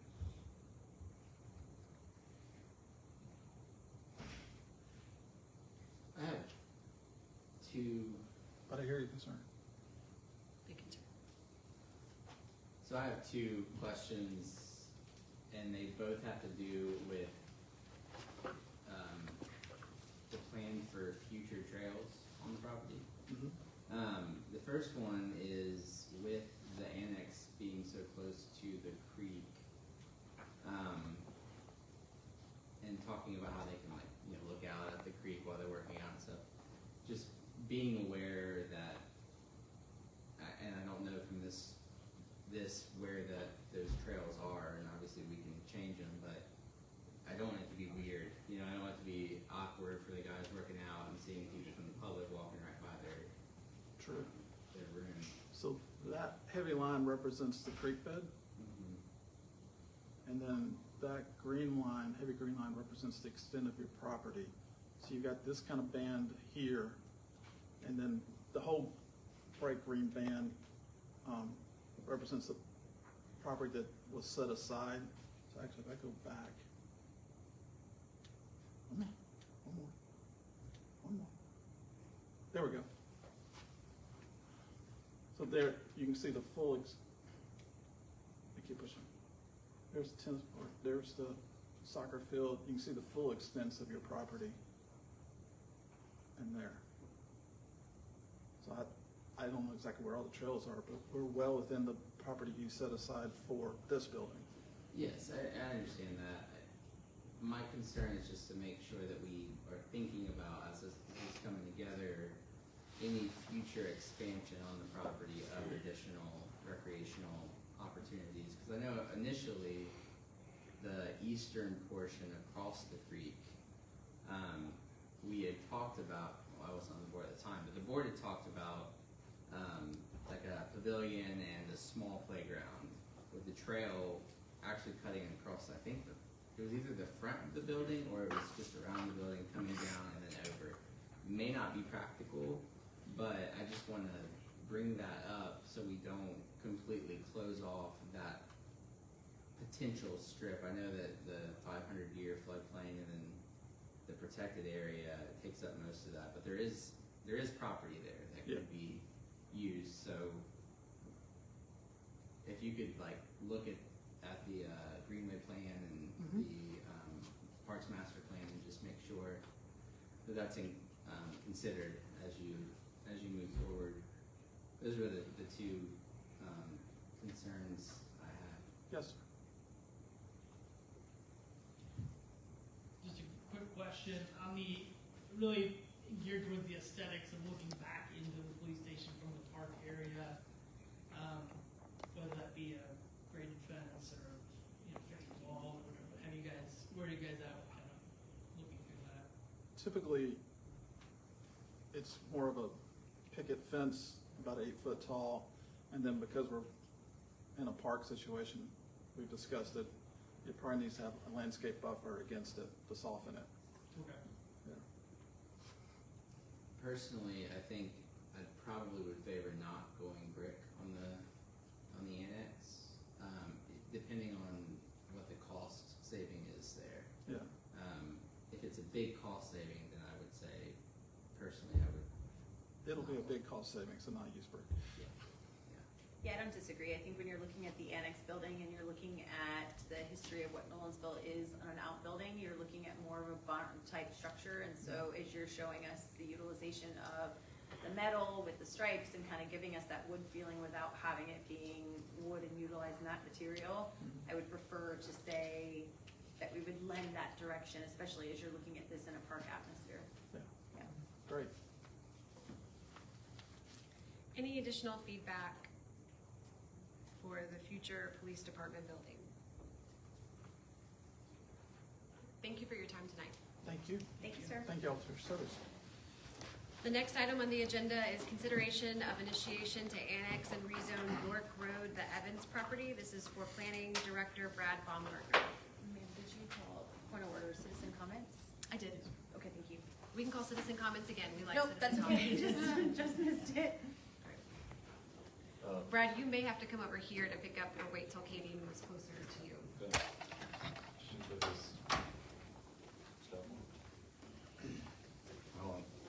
I don't have much to say. The applicant is here to talk. This is another consideration of annexation. We moved to have this process, I believe, last year, where any considerations of annexations would first come through the board, and then ultimately you all would give a non-binding decision and feedback, essentially, and then the applicant would move on through the process. The applicant is here and does have some supporting documentation for your discussion.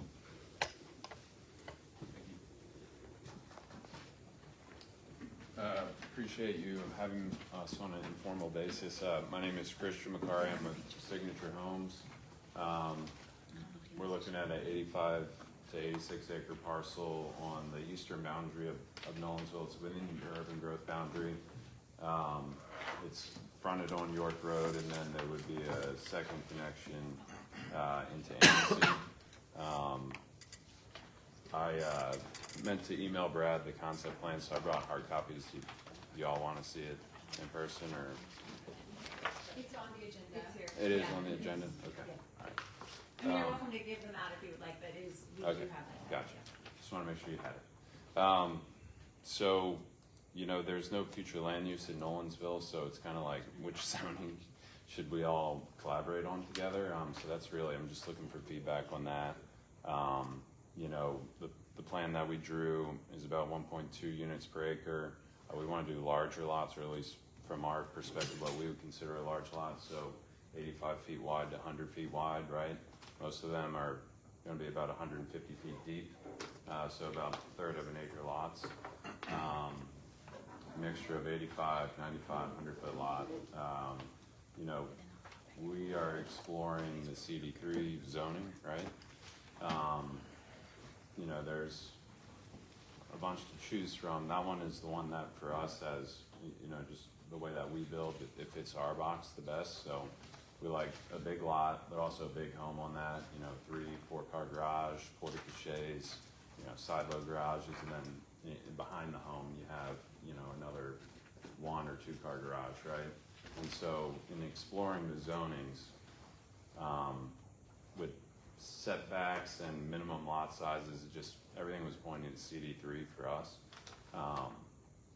You know, it's 1.2 units per acre. I know that CD3 says you could do up to 4, so I would get why, you know, maybe you'd be like, oh, you could do 300 lots on this, right?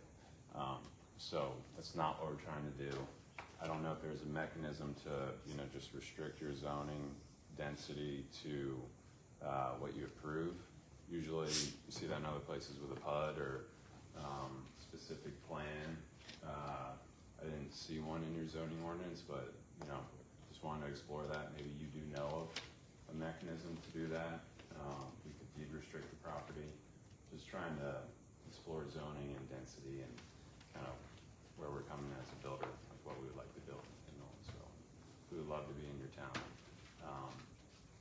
we are aware of the moratorium with sewer. So I just put in the memo that we're aware of that. That's the risk that we bear. We're just exploring annexing and rezoning ahead of that opening back up. So. All right, any feedback for the potential annexation request? I have a question. Yes, sir. And I've asked this question before, but the difference between what you're wanting to build and what you can build if you come in under 2, because you can build up to 4, but you're proposing 1.2. So I'm just curious what the difference would be between them. Yeah. Like I've looked at CD3L. CD2 is things like open space, so you can't build. Maybe a CD2L you could build a home on. They're usually 200 feet wide and minimum 1 acre. So it just with streams and floodplain and road network it constrains it to where it's just financially difficult from a development perspective. I think on CD3. This is the same lot size that you see on CD3. It's just the setbacks are very constraining, so it's like a big lot to get a build a smaller home. It's not as cool of a home, I would say, but we could build. So it lowers the density to the point where it's financially difficult. It's the main driver.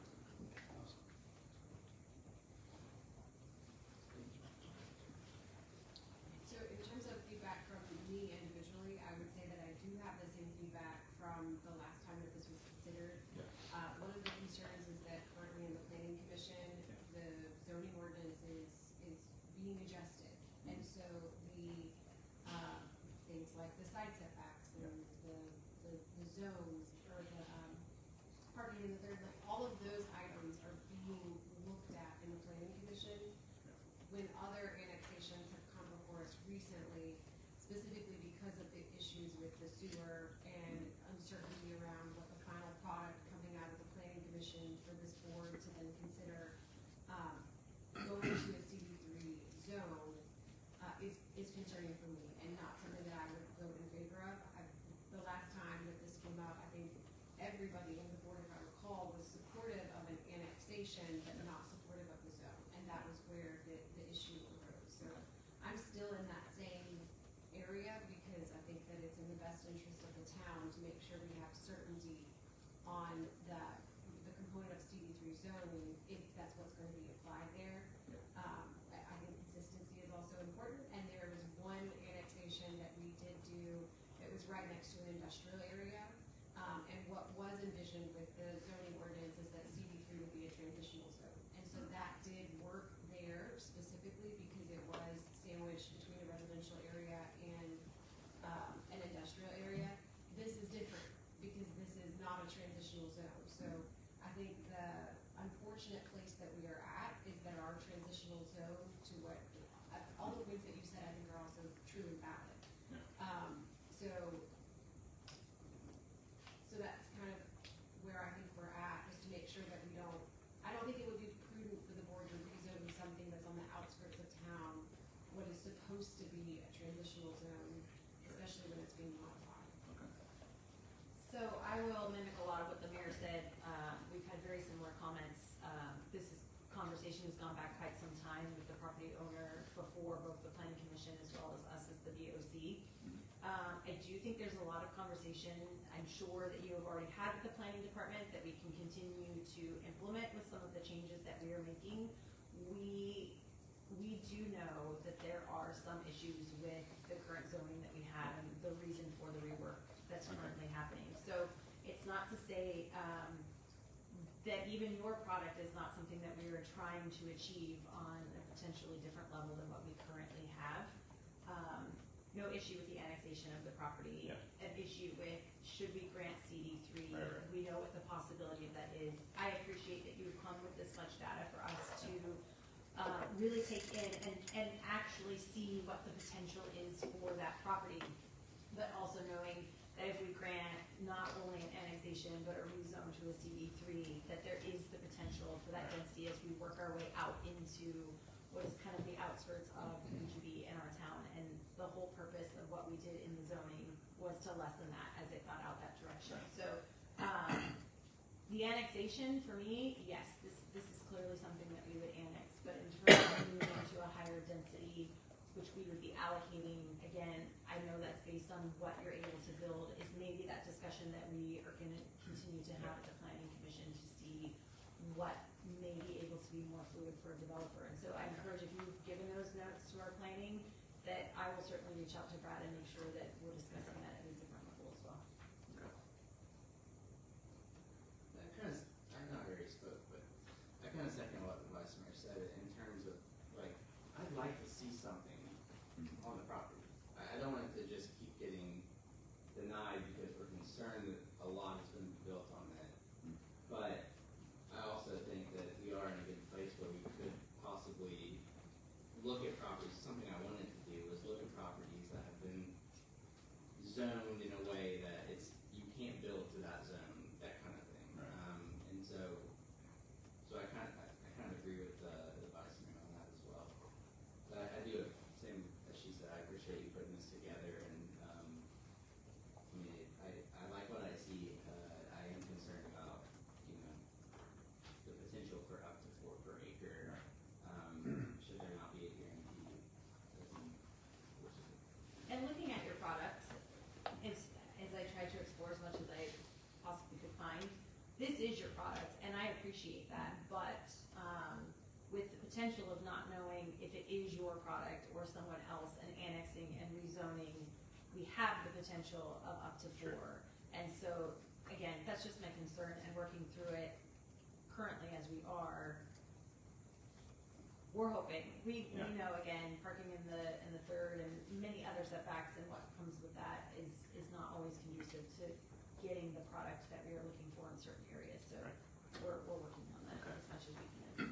So it sounds like probably wait until the zoning ordinance is modified, or? I would say if you have notes, certainly give them to planning. We've reached out and had other developers even come in that have spoken with not only us, but the planning commission. And so if you have those where you see what could potentially be concerns or limitations, certainly give them to planning. And then most, if not all of us at the planning commission level, reach out to planning and ask what those are as we're going through all of this process in updating and making some adjustments to it. And so they're just, again, beneficial information for us to know what you all would like to potentially bring that maybe we don't have the right forms for yet. I gotcha.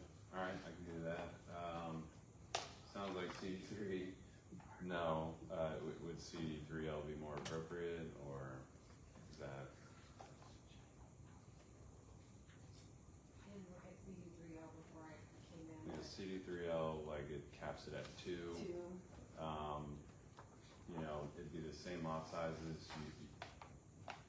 When I just from my, I guess, builder hat, I either ask for variances in like some of the setbacks, so you build a bigger home with the lot depths, but stay within, say, the lot sizes. Because if you, it says like up to 2 or whatever, but if you actually draw the CD3L on this property, it's like 0.5 units to the acre, which it's like. We've talked about the variances, again, even at the planning commission level, and what the potential allowance could be without going back to a full PUD or a PD process. And so, again, it's all communication that we're having as we're working through the changes that need to occur within the zoning ordinance. I don't even know if you do like 3L if it's, for me at least, I'm gonna take what you gave us and go through the planning commission with where we're working for the next couple of articles that we're doing, because I do think there's some things that you've given me to think of as I'm looking at it, to see if there's even additional changes that may come with it. So I will be reaching out to Brad just to have more conversation before our next planning commission meeting, to just kind of see. I'm a proponent, when the zoning ordinance does come to the board of commissioners level, of actually revisiting PUDs and PDs. The Hamlet district was what was put in to try to mimic with some guardrails. I don't think it works. I don't think it works. I know it doesn't work because I've seen a couple different examples. So we haven't discussed the personally am a proponent that that needs to get added back into the zoning ordinance because of some of the issues that you laid out. I don't think that the true form-based zoning is workable. I don't think it works. So I would rather see something like what you talked about, which is a PUD or a PD. And I think that that allows more flexibility, but still puts guardrails, because it's the only way to ensure what you said, which is we're really looking for something more in line with this. If you have a PD or a PUD, you can do that and have some reasonable expectation that it will be tied to it. Yeah, I don't think it's not coming, it's just not in place quite yet. Right. And so, again, it's bigger discussion, and we've been going through the change process for quite some time, and we're hoping by the summer. Okay. Fingers Essentially by the crossed. time, That's I mean, kinda where we're at, is we're looking in by a mid-summer. world where like we went to apply, we wouldn't be ready till in the earliest June or July. But I'm just also got a contract, and so I'm just trying to get some feedback on what's realistic and what should I be managing towards. Do you have any contacts at Metro Sewer that can work for the whole town? That'd be great. Yeah, we can talk to them. I mean, it's apparently 5 phases, and Yeah. for this property, it's the last phase. It's So, quite lengthy. yeah. I think, yeah, let's have more discussion, Yeah. and again, certainly at the planning commission level and the planning, and see where we go. Sounds good. Appreciate it. Thank you. Thank you. Thank you. The next item is Trails, Art, Parks, and Streetscapes Advisory Committee collaboration with Artist Guild of Nolensville at the Historic Nolensville Buttercup Festival. Janice, what's your group? And we'll take a break after this agenda item. Okay. Has it only been that long? Okay, so hopefully you guys had, a chance to look at the proposal. So, there are 2 benches that are in Beth Lawther's, that area, outside of the bridge, next to the feed mill. And so, those were painted as, part of a grant, I think it was in 2022 with the Tennessee Arts Commission. And so over the last, they've been out there for, almost 4 years. You can see, especially the seat, it's, obviously it's been well used, so that's an awesome thing, but, years of weather, rain, sun, etc., basically they faded them. I think the part of the middle, they in Nolensville, it's just really hard to read. So, we've been talking in the committee about having some type of revitalization, either, taking all of it off, repainting, repurposing, something like that. So, the Artist Guild of Nolensville had approached us and kind of came up with the idea. They were wanting to do something. I think they're wanting to do something larger maybe next year, but at a different event. But they wanted to kind of join forces.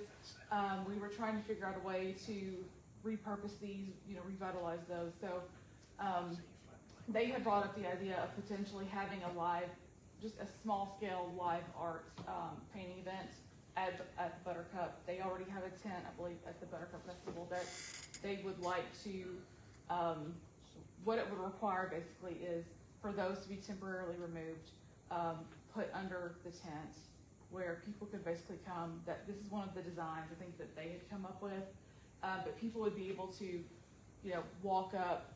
Attendees of the festival would be able to come up and paint. It would be, I think, limited to people over the age of 8. They don't want somebody that's, 3, just doing finger paints. But they would have different activities for them. So they're, wanting to cater to those guys as well. So just wanting to do something.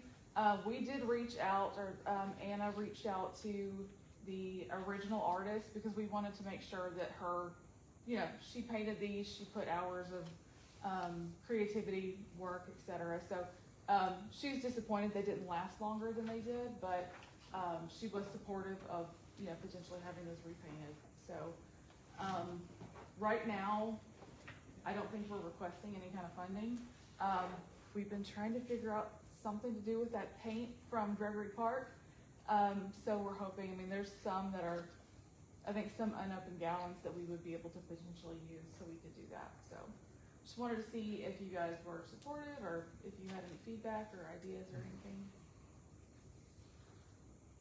I'll go first. I love it.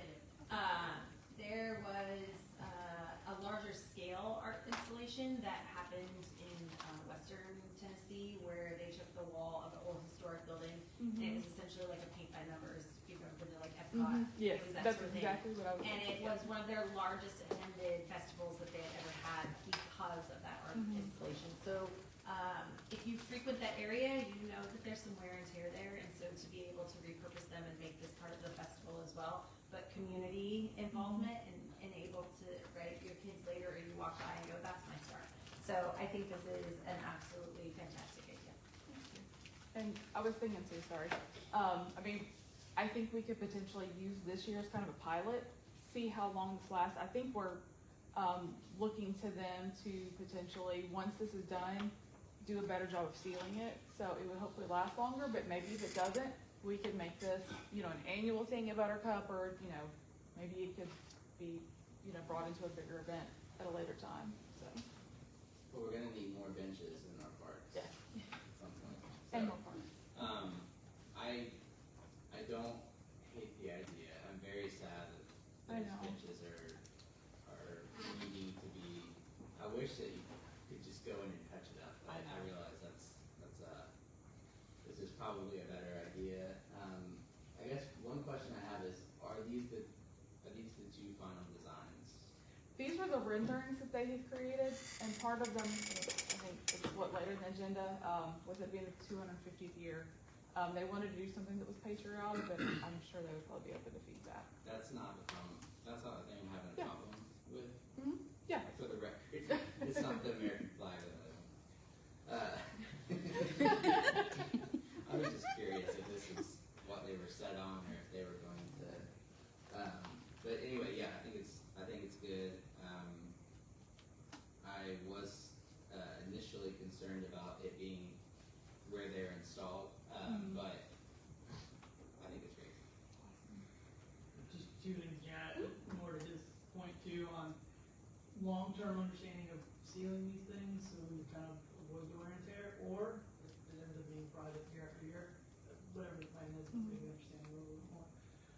Second, just logistically, looking for engineering, public works, remove them Yes. prior to the festival, have it in place, make sure the existing sites are secured, so no trips on the poles or anything like that. Is that kind of the thought process? Absolutely, yeah, we, had talked about, whenever we thought that they were wood, that was gonna potentially require a longer runway, but that I've looked up the invoices from when we, I think, had them, purchased, and it's like a plastic composite, so we think we can literally just have them pressure washed, and then hopefully just let them dry, and then, hopefully Public Works, we could partner with them to, I think they're just bolted down, get them removed, have them transported. I think they're over, I can't remember where Artist Field was last year. Maybe over by Wabash or something, that's what I was thinking. So, I mean, not terribly far, and then once they got done, Artist Guild would go in, touch them up, you know, if there's any kind of like stray marks or anything like that, or, you know, obviously, you know, there'll be imperfections, but that kind of is what makes it pretty, so, they would do that, and then hopefully seal them, and then we would get them moved back to, their spot where they stay, so. Alright, very exciting. Awesome. Yeah, I just, can I get you to do me a favor? Yeah. Tell your committee thank you. Yeah, absolutely, thank you. Y'all volunteer your time, you offer your expertise and your love for Nolensville. It's apparent in what you put on the agenda tonight. You have nothing but my absolute respect, thanks, and support in what you're doing. I may also add that the Artist Guild of Nolensville showed us their considerable medal just over a year ago when they did the paintings that we ended up on the banners up down Nolensville Road. This is a fantastic idea. Thank you for doing all you do for bringing it to us. Do you have any feedback on the designs? I love this one. Okay. I do like this one. I think the simplicity, especially for the first time out, and it being the 250th, right? And maybe it's age grouped to where if you're allowing 8 and up, it's 8 to X is on one bench and then over could potentially, but the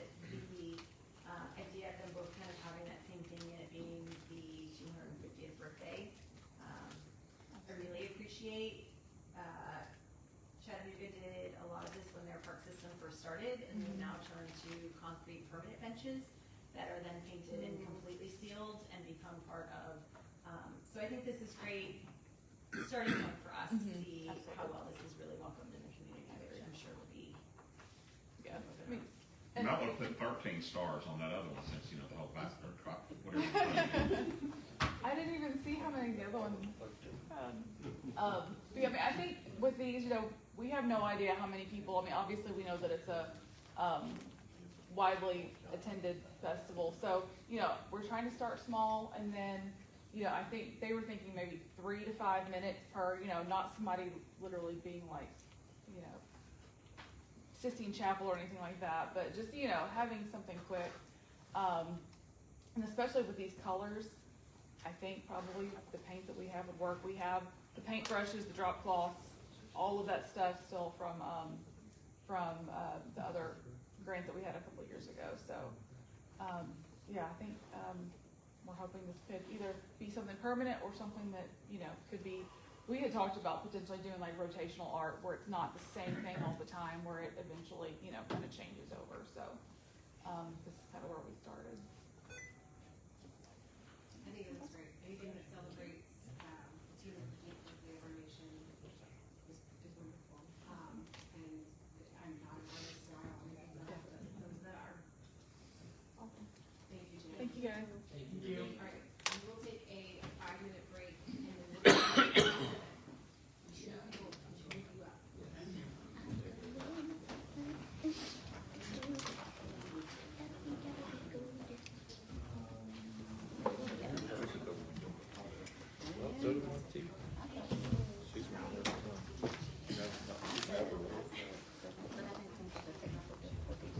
How long, how many extra times? Thank you, Katie. But I think it's, oh, yay! You're welcome. It's gonna be a long meeting.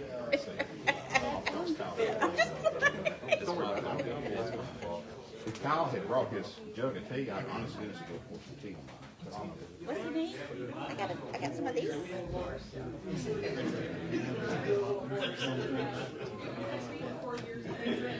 We have any soft drinks?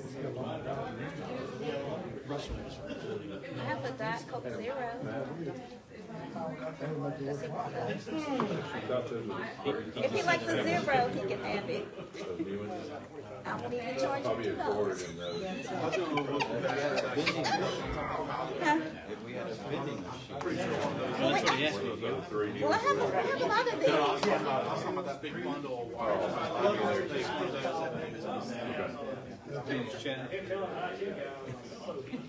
We're not talking. But they are now. His eyes are technically open. You need help with anything, Katie?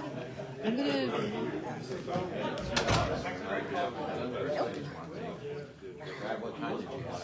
I had He got 950. He's lying. He's added stuff. Saying. I do. I'm doing my tickets. I just changed my time as we go. If we go quicker, I'm like, look, I always said 8:10. Are we still on? Still.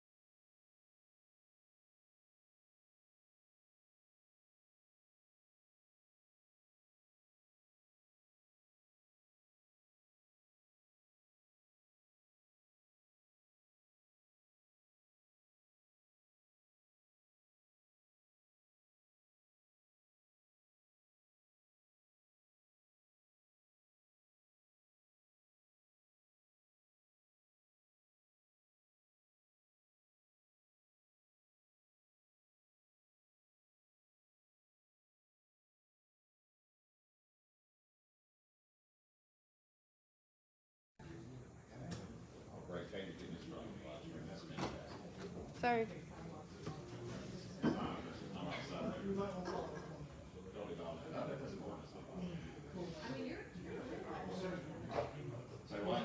always been a rule follower. Okay, we are live?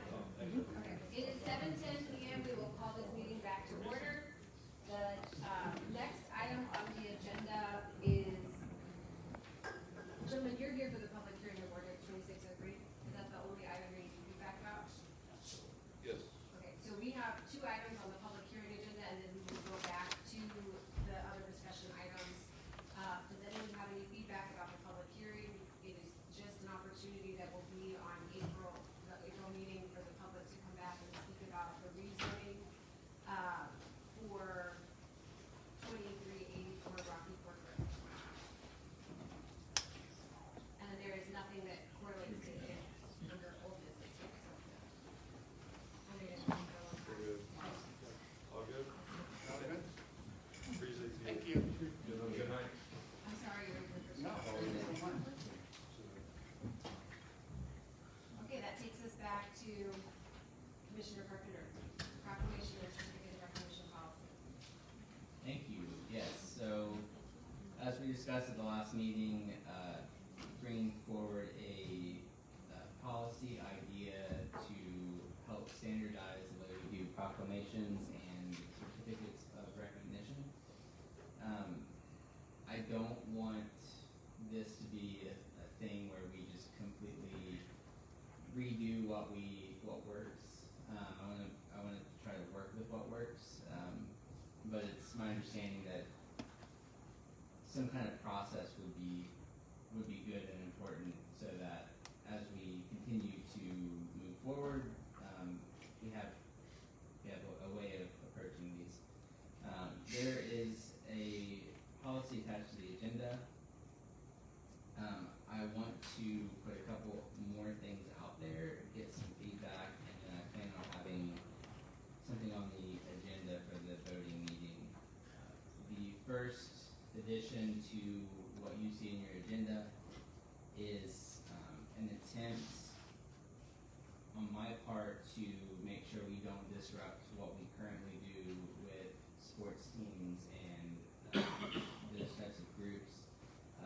I'd like to add, after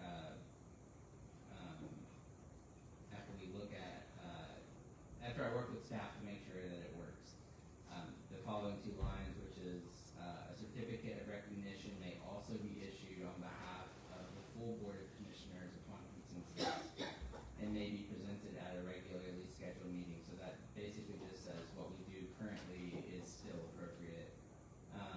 Recognitions involving groups, major accomplishments, or matters of broad community significance are encouraged to be issued on behalf of the full Board of Commissioners. Other certificates of recognition may be issued by a single commissioner. And then if you skip down to 8, under approval requirements, existing language says approval by a majority of the Board of Commissioners is required for a proclamation. That's standard practice, but I'd like to add that certificates of recognition issued by an individual commissioner do not require board approval. We can add something where it has to go through staff, because that's common for other municipalities. And then certificates of recognition issued on behalf of the full board shall require consensus and may be placed on the agenda for presentation. So it kind of harkens back to point 3 of the rules. And then there's 2 points I want to add. One is a requirement for supporting documents. So in my case, it would be proof that an event had taken place. And I think that is language that Charles wanted to look at before saying it was good to go. And the last point is presentation and photography. So I didn't want it to be awkward if one commissioner, puts forward a certificate of recognition and one commissioner is standing for a photo, or the others don't know what to do. So we're trying to make this as simple and as least awkward as possible. Adding point 11 would be that proclamations and certificates of recognition issued on behalf of the full Board of Commissioners may be presented at a regular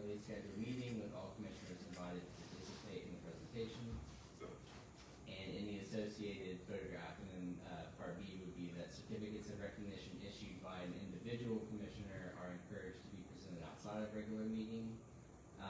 If presented during a meeting, participation is optional for the commissioners, but I think I'd like to strike that and just keep it at those certificates are presented either before a meeting or at the event that it's recognized. So those are my additions to what has already been sent out.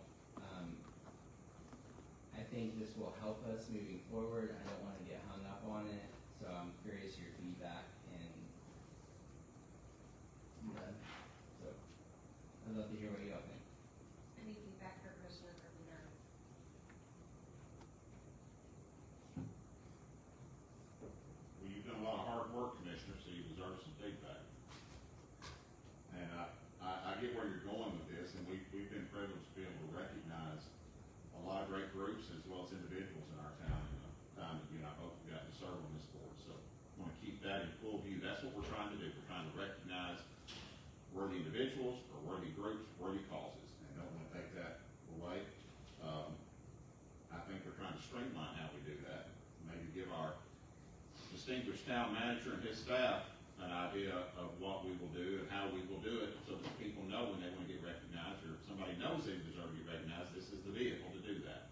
So, thank you for doing this. Thank you for putting time and effort into it. I might, and I appreciate some of the additions you just mentioned and verbalized as well. I look forward to seeing maybe some more of that and having a broader discussion about it. The only other thing I might tell you is 6A kind of caught my eye. It may not be for any reason other than controversial is in the eye of the beholder. So it says that political issues, ideological or religious beliefs, or other matters controversial in nature. Again, what's controversial to one may not be controversial to another. And I don't want us to be so blanket that says, oh, we can't even discuss that. We can't dare give out challenge coins and a certificate of recognition to somebody because that might be controversial. So my feedback to you is this, sir. Thank you for doing the heavy lifting, putting this together. Number two, I support it and I look forward to learning more about it. Number three, I might be a little concerned, however, about overreach, too broad on 6A, the final comment there. Yeah, thank you. And I would defer to Charles and understanding how that is handled in other jurisdictions, because it's a common clause that you find in policies in other places. My understanding is that it often is funneled through staff, and once they have looked at it and determined that it's not, like, checks all the boxes,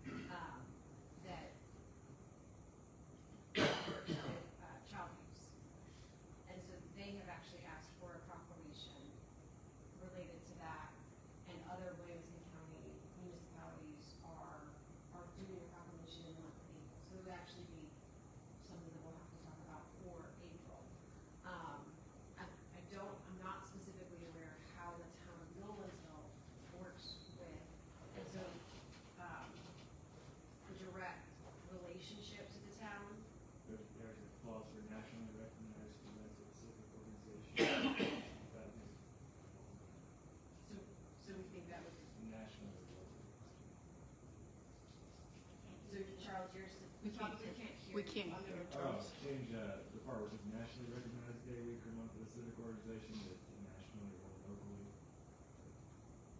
You're so soft, I'm sure Sorry. they still can't hear you. A change under section 4, nationally recognized day, week, or month events of the civic organization to nationally or locally recognized. So making sure we still have the flexibility for things like that would be something I think would be important to all of us. So one question that came up does it go against sunshine laws for there to be so if someone brings a certificate of recognition or a proclamation forward and they're concerned it might be political, but it's important, are we able to funnel through Victor and then get a consensus of the board separately to determine if it's worth bringing it forward? Does that make sense? So like what you're talking about, or I guess we're going to be discussing, I think most people can get on board with, but it also, I mean, part of having a policy is you want to look at how you've treated things in the past and make sure that you're treating similar things similarly. And so, is there a way to filter it through Victor or staff to determine if it's something that the board would support? I think that'd be a question for staff. Well, certainly, any of you all could pitch something to us, and as we've done in the past, we'll reach out and see the reaction of others, and then kind of try to understand how it fits in the whole. The challenge is when if three of you give us really good positive feedback and one or two of you are less than thrilled, then while technically that's a majority, it still could create some challenging discussion or challenging issues if you're bringing forth a certificate of recognition or a proclamation and, you know, have barely a majority of the board to support it. Yeah. So it's, we could give you the feedback of going, hey, you know, I think you've got 100% support, or I think you've got a few that are less enthused, and then it would be up to the individual at that point on if they wanted to proceed or not. It's all in the wording. I mean, so like tonight you have two resolutions before you that are for next month voting. They'll be the next agenda items. I know everybody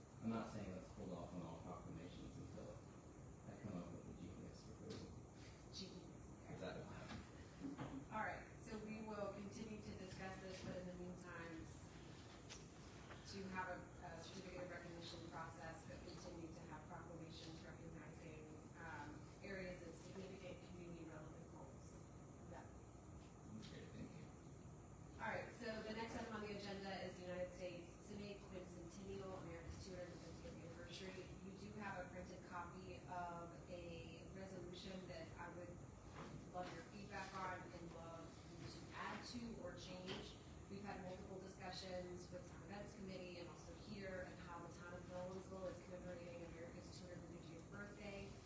This resolution is meant to recognize the ways that we as an entity are recognizing it, which the two current ways are the We the People Art Banner project from the brushstrokes across Nolensville that the tax committee did, and then the second way is through the Star Spangled Celebration. One thing that is not in this resolution that I would do want to share with you is that the Nolensville Historical Society is doing a research project to commemorate Nolensville citizens who were veterans of the Revolutionary War, which I think will be an incredible project. That is not complete yet. That is underway. They received a grant to do that project.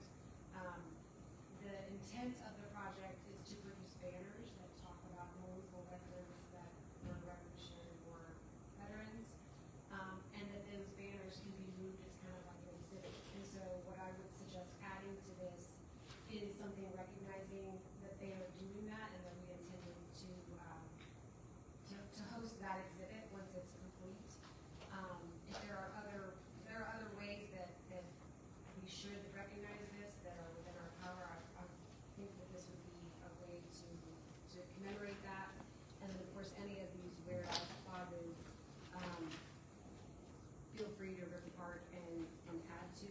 And then my hope would be, since the banner project will be installed prior to the first week of May, that we would vote on this in April so that it commemorates before that project is installed. I think it's a great idea. And so any changes you have to this, if you want to email those into Monty. I was gonna give voice to one tonight, just a thought, it may be actually already encompassing what you've already put together, Mayor, in regard to the Star Spangled Celebration. I think it might be wise for us to consider a way to have a public reading of the Declaration of Independence that night, the Star Spangled Celebration. Do you think that should be in the resolution? I would think so, that's the whole, that's what occurred between July the 2nd, 1776 was announced, and on July the 4th, 1776, and I can't think of anything better to do than, we might get folks in the community to have a radio voice to get up there, young people, veterans, who knows, we might want to take a paragraph at a time, but it's, to read the Declaration of Independence aloud for the entire gathered crowd, that might be something that we'll undertake. I like it. So we will add that in. And any other additions that the town wants to put in here, or any tweaks to the language, we will not hurt my feelings with tweaking the language at all. Could you please say sentence sequential one more time? I really want you to do that. Just I'm gonna read it, but I'll do better if I read it.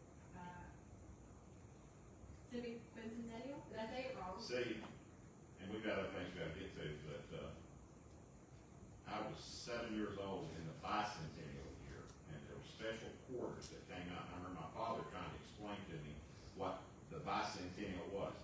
And it's just stayed with me, but now I'm trying to get used to this word. Mayor, I'm glad you're the one that has to continually read this on our agenda, because I don't think I can get it out.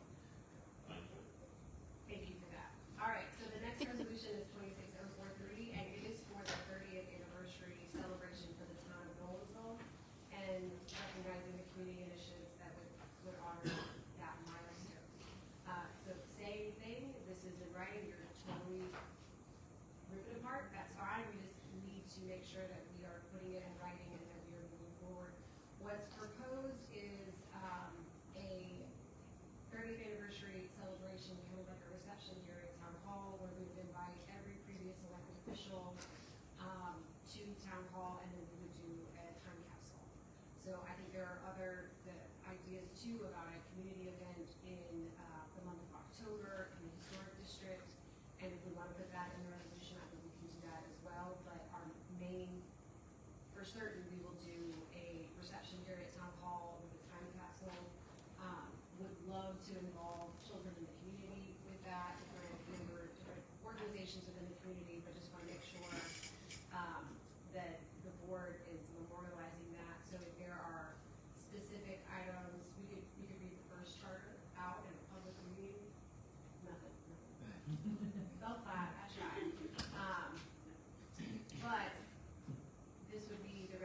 I would also love to vote on this in April, if not April, I think May for the birthday celebration, but I do think the, civic bicentennial should be in April. Impressed by that one? I like that, that was great, and I think we actually do exactly what you said, Mayor. Can we do this, I'm sorry, say it again, what's the 250th anniversary? The civic bicentennial. There you have it. We do that in April, we separate them apart, we keep them, we recognize them each on their own merits and that they stand on their own feet in that regard. Every bucket must rest upon its own bottom. That being said, I think the resolution of our 30th anniversary for Nolensville Corporation is right on target. I specifically like the 30th anniversary challenge coin. Katie, you gave me a bunch of coins to take to the Boy Scouts about 3 weeks ago. I had no idea just how valuable people consider those challenge coins, and this one will only add to it if you ask me. The Scouts really appreciate it when I gave it. That's a great idea. I'm in total support. I don't want to take up all the time. My colleagues may have other thoughts as well. Okay, so we will vote on that one in May. Any changes or other ideas that you think need to be incorporated? It goes over to Montique and or Victor, and we will, this is our starting place. Thank you for taking the initiative. All right, so then thank you for that. So the next item on the agenda is the proposed agenda for April 2nd. Victor will be giving us the fiscal year 27 budget presentation, and then we will have 2 public hearings. Any questions that anyone has related to what's already on the consent agenda with the budget report from the finance director or reports from the departments or any of the advisory committee reports? We have no unfinished business, and then that takes us to new business. With the amended agenda, item 18 is the first one, which is resolution 26-041, a resolution to authorize discontinuance of the historic district streetscape project from the capital improvement plan and the TDOT multimodal access. We amended the agenda page. Oh, you looked like you were looking at the agenda. Okay, anyone have any discussion on this and the staff want to start by presenting this? So this is just a follow-up to the discussion that happened at the strategic planning session, where we were talking about your priorities, and in the whole discussion about talking about your priorities, we were talking about the latest cost analysis, cost estimates for the historic district streetscape program. We're at the threshold, as was mentioned there, of going forward with right-of-way acquisition, really easement acquisition, because we're staying pretty much within the right-of-way. But once we do that, we are committed to the full board. We're committed to the project as a whole. It was the costs of that project that had begun to escalate considerably. In fact, I don't remember the total of it, but I do recall that even the utility estimate had a vast range of something like between 2 and 5 million, depending on what all that was very significant. And I've forgotten what the actual rate of construction cost was. We have just kind of been talked about it.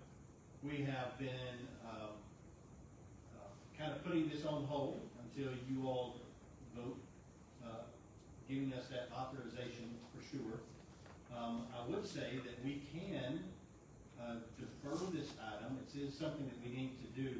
We actually have an invoice that we've got into TDOT right now for some work that we've had done, and we're waiting reimbursement.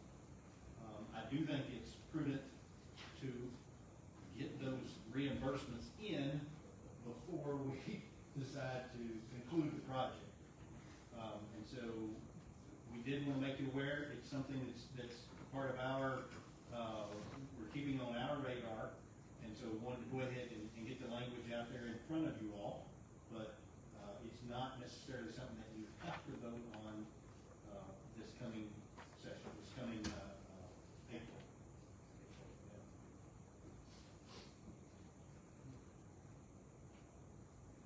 So my feedback for this resolution, I think we should probably wait to vote on it, but I want to be really clear about why we have this resolution and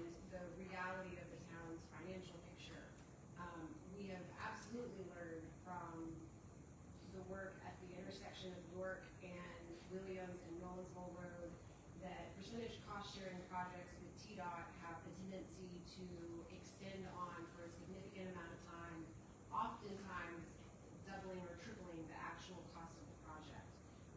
From my perspective, it feels like a blank check, which is very concerning for each of us, that I know that, because everyone up here takes the town's finances very seriously. With the reality of our impact fees not being usable, and potentially not being able to continue to collect them, I think we have to take a hard look at roadway projects and make sure that if we are investing in a roadway project, that it is something that will move additional traffic and is not just beautification, which ultimately a large part of the historic district streetscape project, if not all of it, is beautification, which I think is valuable for tourism and economic development, and I think it has meaning, but we are tasked with making difficult decisions, and I think at this point, given the cost of the project and the caveat that if we continue forward and we do not go to construction and complete it, we owe TDOT back every penny that they've put in the project, is what I think caused the board members to have concern. So I do think there's value in the project, and I regret that we are here, but it is important to make sure that we continue to always make fiscally prudent decisions. Does anyone else have feedback for resolution 26-041? All right, that takes us to item 1.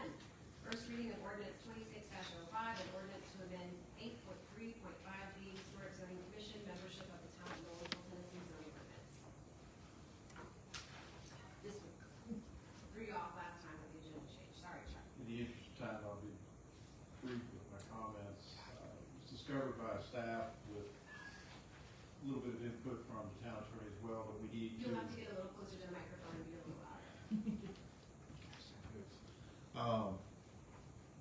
It became apparent to staff as well as the town attorney that we needed to go in and make some corrective adjustments in the zoning ordinance relative to the historic zoning commission. The provisions that are currently in the zoning ordinance are not consistent with what we have in Tennessee statute. And so we have prepared an ordinance that basically aligns our local regulations, and specifically the membership provisions, with Tennessee statute. These amendments were presented to the planning commission. The planning commission has provided a unanimous recommendation in favor of moving forward with this. We have placed this in front of you in the form of an ordinance for your consideration. Staff would recommend approval of the ordinance as prepared. I would point out that I think Monty did a great job in actually accepting the edits. I was actually trying to get them to look at what the revisions were, so we're going to give you this stuff. But anyway, we will give you a markup version of that so you can see exactly what changed between the old regulations and the new. But, she jumped ahead of it. Happy to address any other questions if you might have. Thank you. Chuck, I may have to impose upon you to take up on that offer, if that's okay. Really, I've got commentary about the way the Historic Zoning Commission does its job, and then perhaps the membership issue. So I'll take them in that order. The first is, and I appreciated the effort that our town attorney, also known as Charles, town manager, also known as Victor, and then our great assistant town manager gave to me the other day when we reviewed the overall structure of this Historic Zoning Commission. What the statutes say. This is one where, and we mentioned this in an earlier conversation about what the legislature can empower us to do, or in a lot of cases, disempower us to do. And we have to align ourselves with what the state law says in regard to the membership of the Historic Zoning Commission, as well as its responsibilities. In our case, I believe I took some notes away from our meeting, and I want to get y'all's feedback on how we might, and this might be something we've got to further impose Brad to take care of as well. Not that you don't have enough to do already, Brad, sorry about this. But I would like to know if there's opportunities for us to perhaps work on the toolbox, if you will, that we give to our Historic Zoning Commission on how they, what decision-making authority they have, what's available to them in rendering decisions, analyzing the questions that come their way. Is is there by chance alternative language being used by other municipalities available that perhaps we should consider regarding giving them more clear-cut direction? Maybe we've given them the direction they need. I don't know. I'd like to have that conversation and get my colleagues' feedback on it as well, as far as the way the Historic Zoning Commission for Nolensville can and should work. And then lastly, I took away the note that we might want to look into training, maybe from impasse, specifically for historic zoning commissioners. That's not something we perhaps are doing. I know planning commissioners get that kind of training. Tyler and I, when we first got on this board just a year ago, we got to go through commissioner training, or alderman training for some of those cities. I'd like to know more about that. If those three things are available, are those improvements we could look to for our historic zoning commission for this very important reason. Nolensville has this dynamic opportunity in our historic zoning district to really separate ourselves up from other communities around this area. It can be something that, and it does separate us apart. As the mayor just said, we can't make the investment in a beautification program right now for that area right now that we just discussed, but that has nothing to do with what we're talking about here. This is a structural policy-making board, if you will, based on what we tell them to do.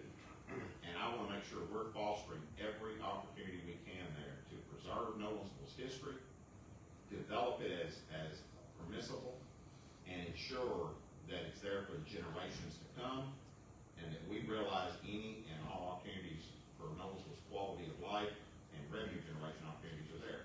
I'm not confident that's the case right now. That's why I continue to be the squeaky wheel on this. Now I'll shift gears to my other comment about the membership. We've convinced up here a few times, was there an opportunity perhaps for us to be able to point ourselves to that? Maybe replace the existing governors. That's not possible under state law. We can't do that. Even if we re-expand it back out to 9 members, that's not actually advisable for us to sit there as a historic zoning commission as well. I'd like to know from my colleagues about this. A year ago, we voted to reduce it. I believe it was from 9 down to 5. And the reason for it was we were having trouble getting a quorum at those meetings. Is that correct, Chuck? Yes, sir. So it might not be smart to try to go right back to what we a year ago realized was a problem. But I'd like to know y'all's thoughts. Is there merits, you think, in perhaps the selection and training processes where we as a board have failed?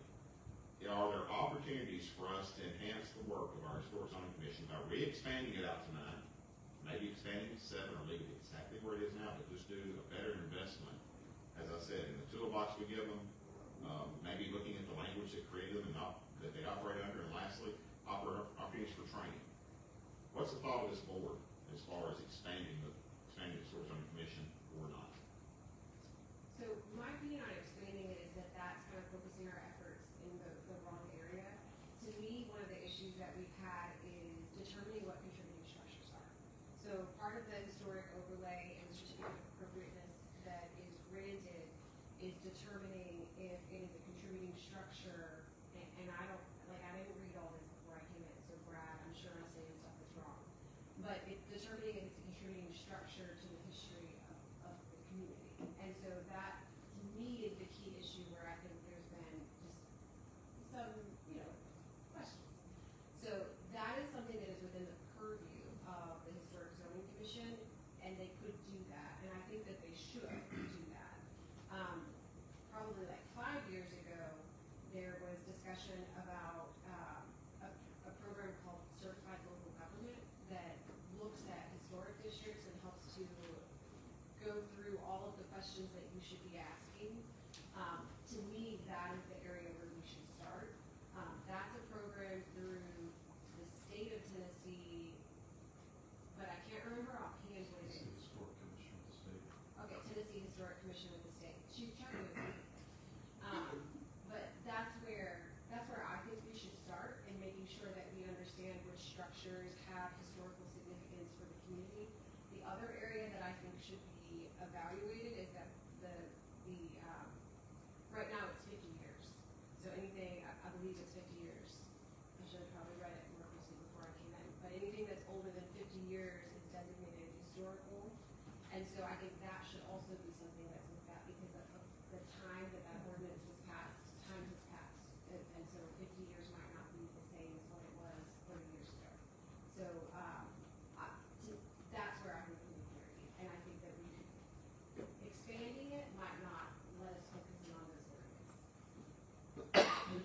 sounds like you're proposing additional education, training, kind of.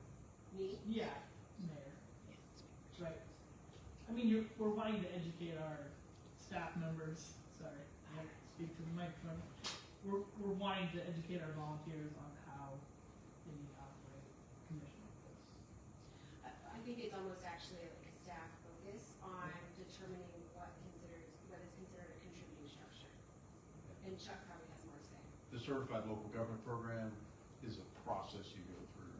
They check to make sure you've got local regulations, you have the proper commission in place, and then just a whole series of steps. All of that is set out by the National Park Service is the federal level purveyor of all this, and then it's handed down through the state commission, part of the landmarks, and it's just a whole bunch of things, but there's a process you go through. I think as has been discussed tonight, getting our tools in order as far as our regulatory practices is a good first step. If we want to go through the certified local government process, there's obviously a lot more involved in that. We need to make sure that we've got everybody on board to do that. As far as whether you all want to adjust the number of members from 5 back to 7 or 9, strictly at your discretion. State statute gives you the ability to do up to 9, or as few as 5. So, we've given you basically a provision that allows the continuance of 5 as it currently is. I'll be quick, but I mean, this has always kind of been in the back of my mind. I've talked to Brad about it.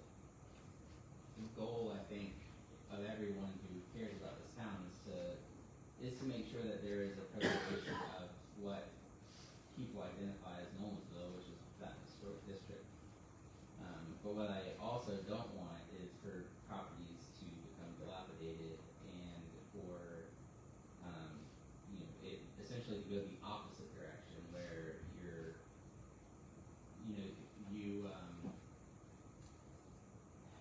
the process works for the citizen work. The process, we don't work for the process works for us. And we need to make sure that it does work for us. And I think expanding the number of people is not, kind of like what the mayor said, is maybe not the answer. But I think it's a great idea to provide more training. I think that there is an opportunity when a builder or developer comes in and has an idea for us to come up with something good that is or is not demolishing, is or is not preserving a certain feature. I think that there's an opportunity there, and just make sure that they're the best equipped that they can be to meet that need. So I don't know what the process is. I'd love to know more about the process for that. I'm in support of more training for our HCC. One other thing I would like to see incorporated, if possible, since we're on this topic, if I have seen applications come through for demolition that did not try to incorporate the existing structure. And so I don't know if it's possible and what a process would look like, but I would like to see specific criteria that would demonstrate how you try to incorporate the existing historical structure, so that was very clear to the development community, but also to the historic zone. So that's another component that I think would be beneficial. Well, I think what I've heard tonight, I can sum up with a single word: ditto. I mean, we've got a lot of agreement, a lot of consensus tonight, and in the past, we mentioned the membership issue, and after my conversation with the three of you good folks, I guess it was last Thursday morning, when the membership is not the way to solve any of the problems.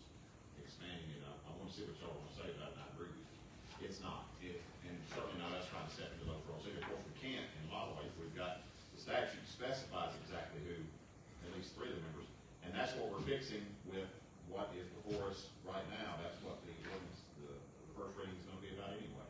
So I will be very much in favor of that. I will not be offering to expand the board as it existed. We did that on purpose last year for a very good reason.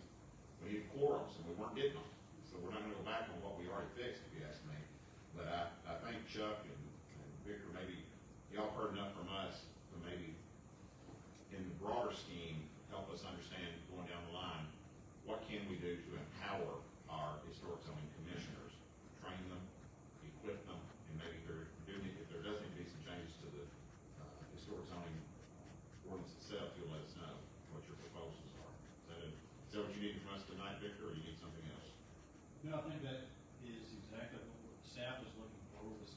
just a candid discussion of where we were headed, where you all wanted to see us focus our time.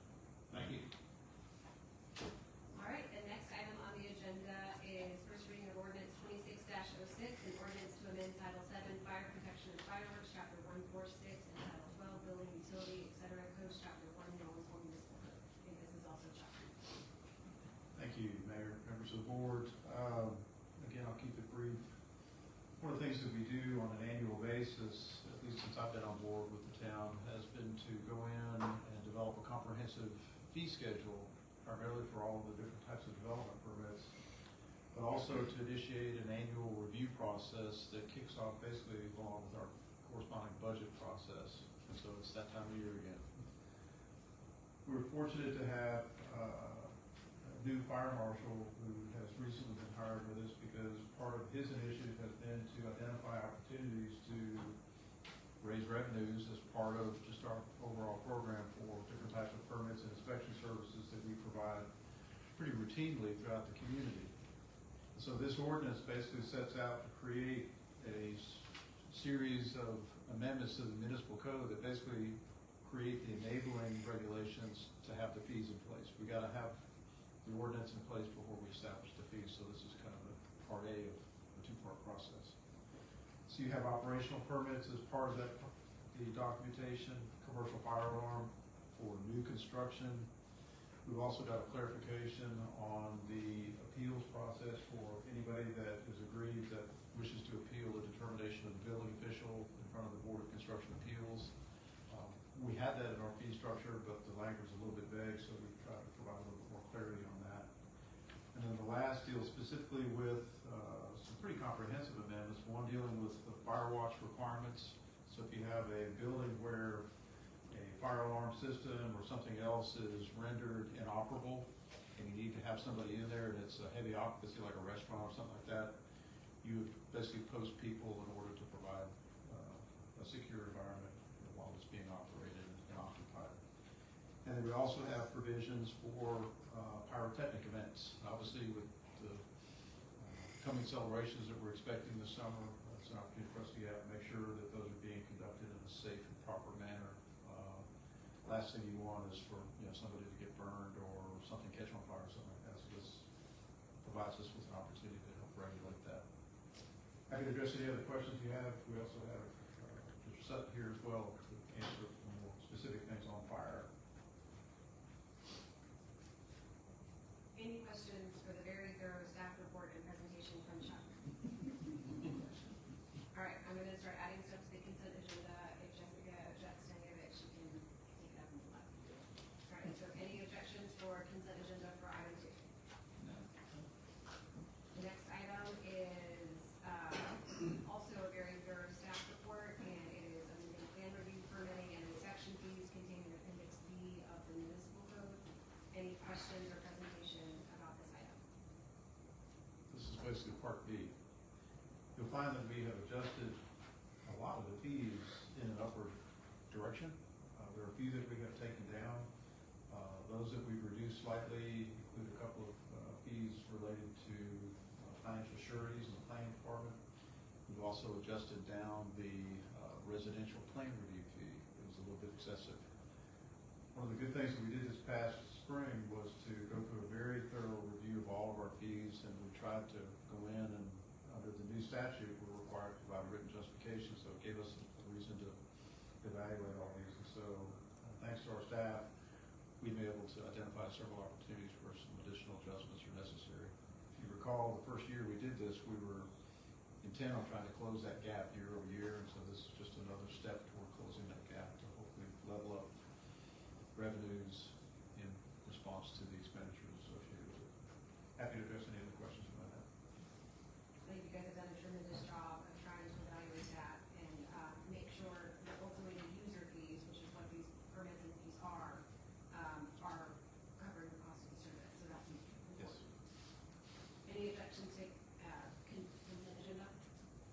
The next item is first reading of ordinance 26-08, an ordinance amending the fiscal year 26 budget of the Board of Commissioners. And I'm going to kick this over to Victor and Christina.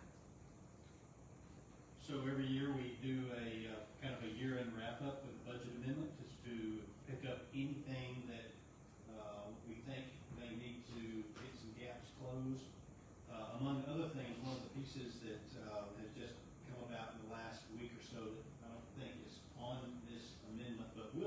this amendment is our Newsom Lane project. And with the right-of-way, we've got in the appraisals. We're in the process of waiting to make offers on the rights-of-way. Collectively, there is roughly about $100,000 worth of right-of-way that we have been told that we would be needing. Christina, in looking at our existing budget, we have some monies that we will still owe to STB as part of them doing the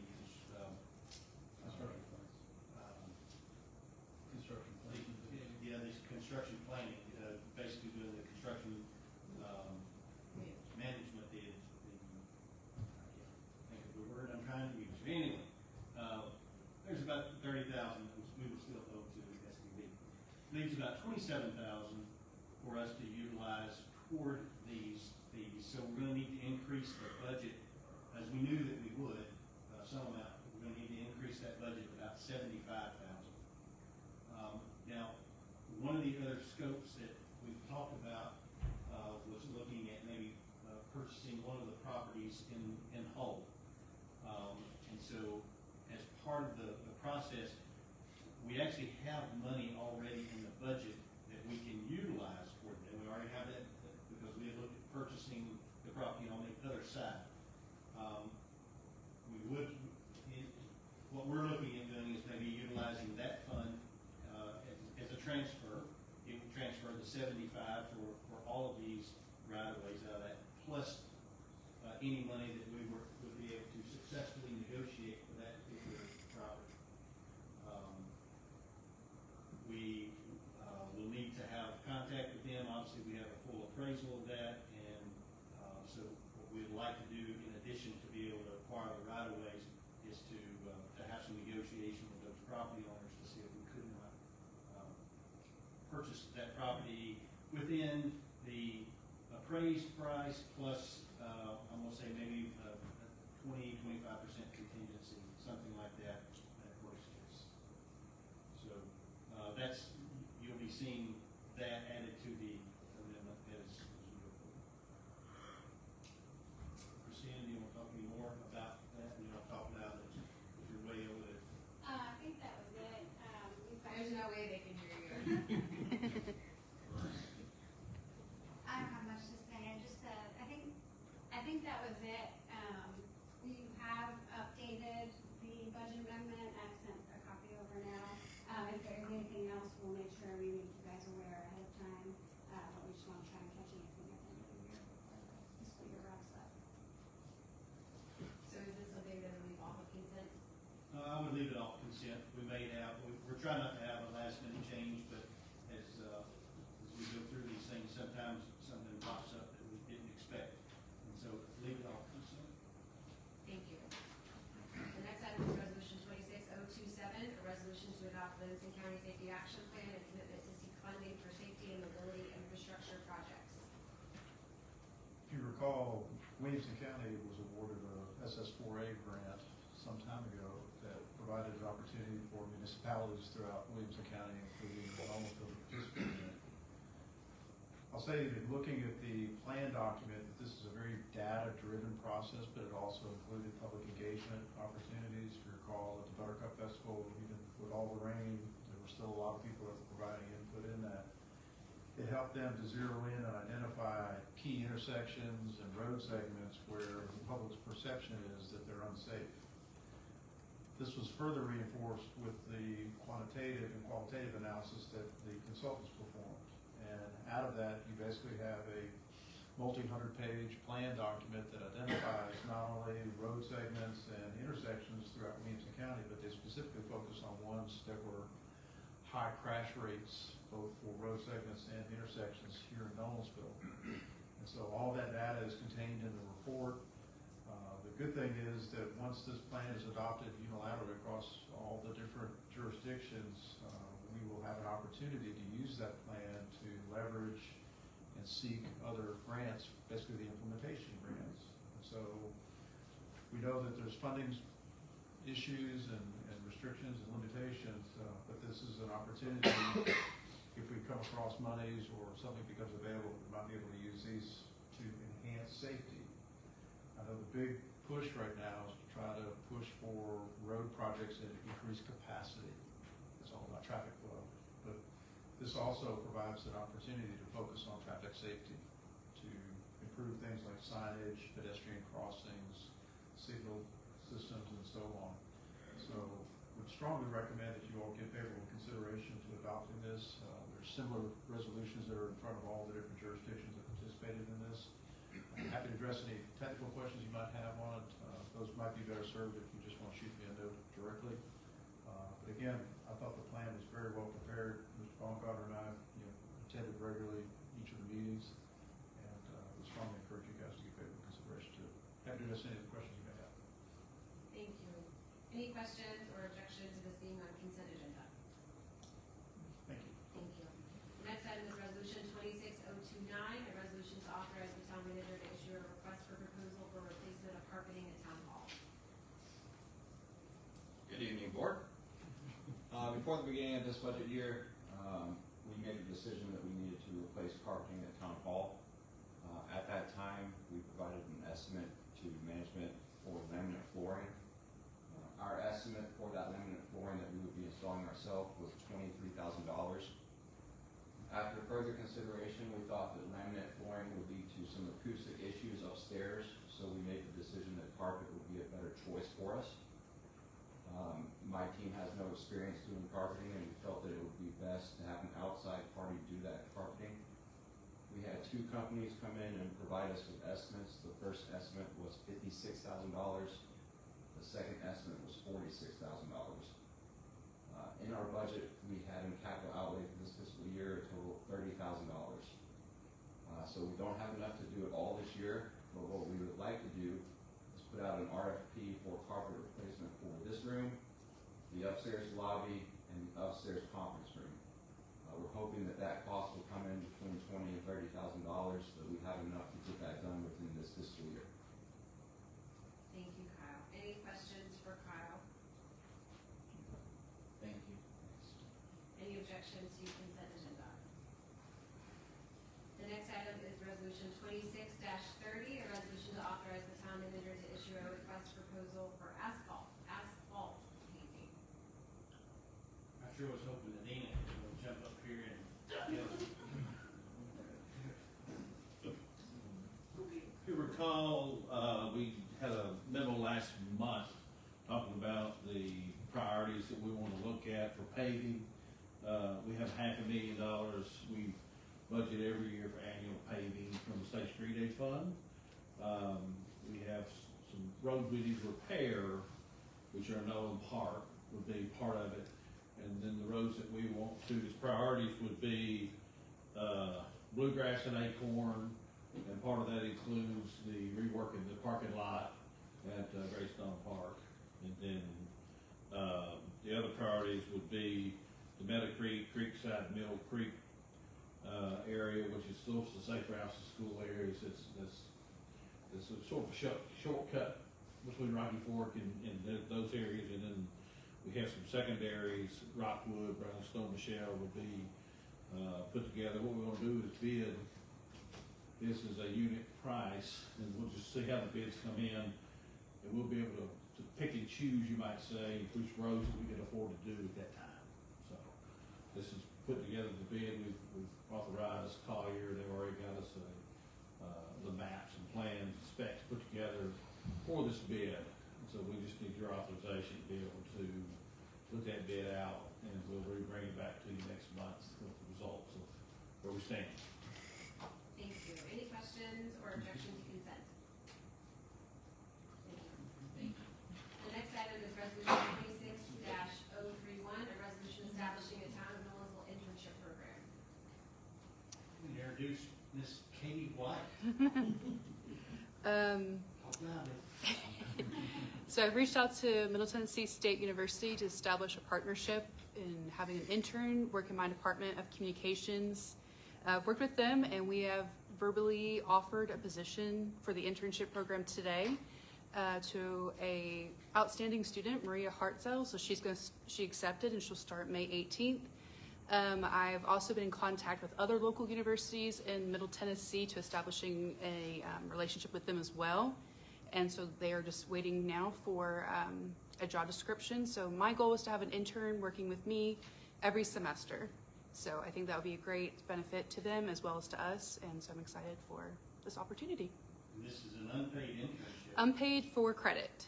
So the students or the people that are getting it are getting actually college credit for coming into the system. Her, obviously, we're getting the benefit of their talents in doing that. I had a really good conversation about a year ago, I guess, with Middle Tennessee State University about interns, and I was pretty amazed at the number of interns that they had. And they basically had said, if you got anything that you think an intern would benefit from, let us know, because we've got somebody that needs to be there. And so they've been very good to work with. Yes, absolutely. Great job on setting this up, and thank you for your work. Thank you. Any questions or objection to consent agenda? The next item is resolution 26-032, a resolution authorizing the town of Nolensville's technology pledge contribution of $1,500 to Sunset Elementary School, Nolensville Elementary School, North Creek Middle School, Nolensville High School, and North Creek Elementary School. I think this one is probably not one for consent agenda, but is something that we do annually. And this is outside of the contributions that were made last year for the Nolensville Buttercup Festival. Any? Okay. Resolution 26-033, a resolution authorizing the purchase of a decision-making de-escalation training simulator for the Nolensville Police Department. This comes from the $217,000 grant that we got from the Department of Justice, asking for permission to purchase off the Sourcewell contract, not to exceed $70,000 for Lone Spring de-escalation video simulator. And also, we had part of that grant, we had a paid intern, 2 years. We interviewed last week, and we're getting ready to offer. Kelly's already been off. Not yet. Not yet. We've got they'll be offering some of this week for the part-time position that's funded out of the grant.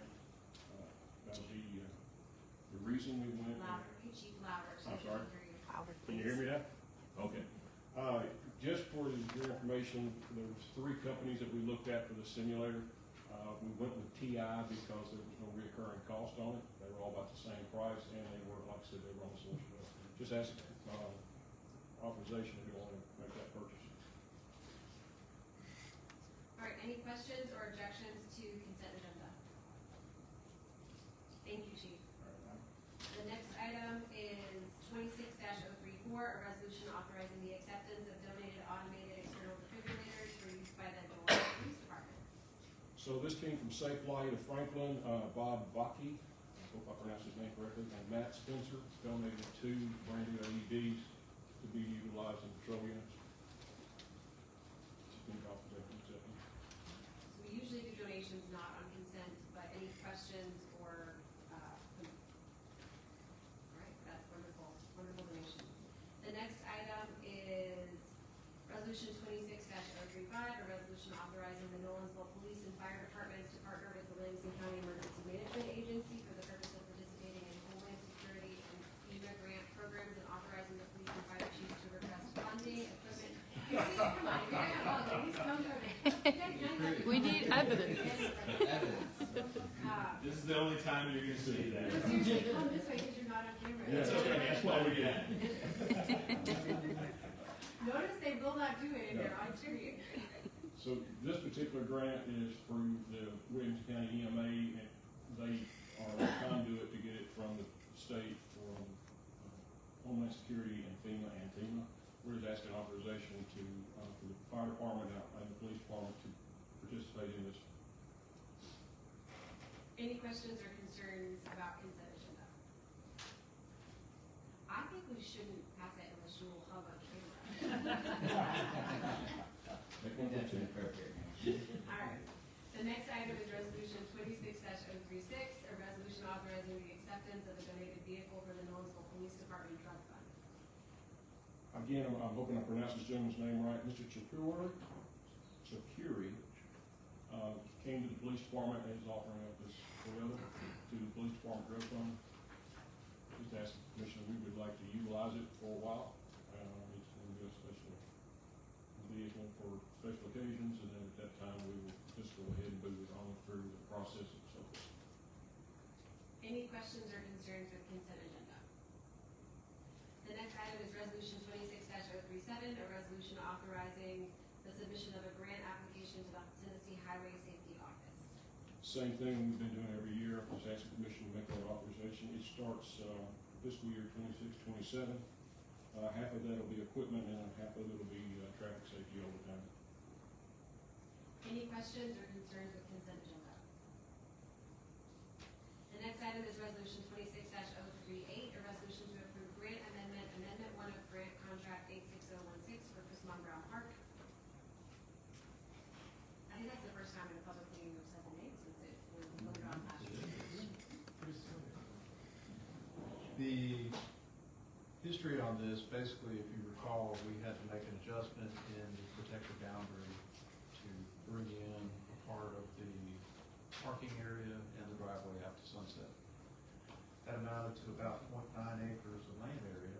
Well, that land area has an appraised value that basically generates an opportunity for us to add grant funding to the project. So we're basically going from $1.315 million up to $1.4 million and a few thousand after that. Those monies can be used for all the different improvements within the park, so hopefully that will give us the necessary funding to complete the park in good order. Staff would recommend that you approve the contract amendment as presented and authorize the mayor to execute that agreement. Happy to address any specific questions you have. Any questions or concerns with consent agenda? Thank you. Thank you. That takes us to resolution 26-039, a resolution to approve the interlocal agreement with Williamson County, Tennessee for Central Square software licenses. So this was basically a resolution to complete the agreement with the county. The county and us all switched software about the same time, so they were able to accommodate what they needed on their end. We found out ours isn't that same compatibility, so we need a separate license for that. So it's a one-time fee. We have it in our budget currently, and once that's taken care of, it allows our personnel to see which radio channel we're supposed to actually respond on our mobile apps instead of having to go back over the radio and ask for that specifically. So, Any questions or concerns about consent agenda? and if I could remember Charles's perfect routine at the end of that, I would say that as well. The next item is resolution 26-040, a resolution to authorize an interlocal agreement between Williamson County, Tennessee and the town of Nolensville, Tennessee regarding animal control services. This is just our annual contract that we have with Williamson County. Once again, just using interlocal services. Williamson County does the animal control, and we pay them a fee for coming in and collecting them inside the town. Any questions or concerns about consent agenda? The next item is the other, which is Chrismon Brown Park sewer access. So this is related, obviously, as it says, to the sewer access portion. We are ready to go to bid for the sewer project. And so one of the things that we'd like to put on the voting agenda is a resolution for you all authorizing us to go to bid. Tonight, I really would like consensus from the group allowing us to go ahead and move that forward so that we can get that bid notice out. And I see lots of positive head nodding, so I'm going to take that as consensus for us to move forward. You will have a resolution to that effect if you're voting on it. Chuck, was there any other pieces there that we wanted to bring forward? Two other items related to the sewer project. One of the things that we've been working diligently, and especially with the mayor, is in securing an easement for the extension of the sewer line where it exists currently across Mill Creek. We're working diligently to try to perfect that easement. The easement will be one that the dedication basically will be to Metro Water Services rather than the town. it's a utility easement, we don't do utilities, so it needs to go to them. One of the things that we want to consider is recognizing that contribution, because obviously it's paramount that we have that in order to provide the extension for not only the park, but the future police headquarters facility, that both will need access to that sewer. But there's also been some conversation about whether to consider any kind of recognition or acknowledgement beyond just a formal thank you, recognizing them in some way, possibly within the park. And so at some point, you all may want to give consideration to that. But again, we'll defer to you all on timing and the appropriateness of that. I will say, just as an aside, back when I was working with MTAS, I helped a couple of communities develop policy, not unlike the proclamation and public recognition policy, but this dealt basically with the naming of public facilities. There is a little bit of legal mechanics to that, but more importantly, there's certain key things that you need to consider in doing that to make sure that you're not naming after something that's going to be nefarious or whatever at some point. So you all may want to consider having a policy at some point in the future. Obviously, as we start to acquire more real estate and public improvements and so forth, there may be some naming opportunities and bridges, all sorts of things that you may want to give consideration to. So having that policy in place can certainly help create some structure for you on that. Happy to address any other question. Hopefully that gets you what you need. All right, that takes us to any other information that I do want to update you that tomorrow morning at 8:30 is the Williamson County Growth Management Roundtable, which is a group that meets quarterly that consists of the Williamson County municipalities mayors along with Williamson County's mayor. We have met consistently since the town signed the interlocal agreement that was the agreement between municipalities and Williamson County on annexation. I know that we talked about this in our last meeting, so I don't want to belabor that, but that group continues to meet. The topic for tomorrow is actually related to the resolutions that were passed by the municipalities along with Williamson County. And then also as a matter of update, that bill that we passed a resolution on at our last meeting did die in committee. I don't know if there's a better way to say that, but that's a non-technical term for saying that. So just wanted to update you on that. That is a public meeting, so of course we would encourage anyone to come and attend that at the Williamson County Administrative Building at 8:30 in the morning. Any other updates that anyone would like to share? Just want to let you all know, I think most of you, I told during our sessions this last week, that at the latest MPO, Transportation Policy Board, they mailed the draft 2050 plan. And prior to, Nolensville has not had any of its projects in that plan. But in this one, we have Nolensville Road widening, Rocky Fork widening, and the Nolensville Road downtown bypass that are listed in that plan, not just as illustrative projects, but actual projects. They are, however, listed in the 2050 timeframe, but nonetheless,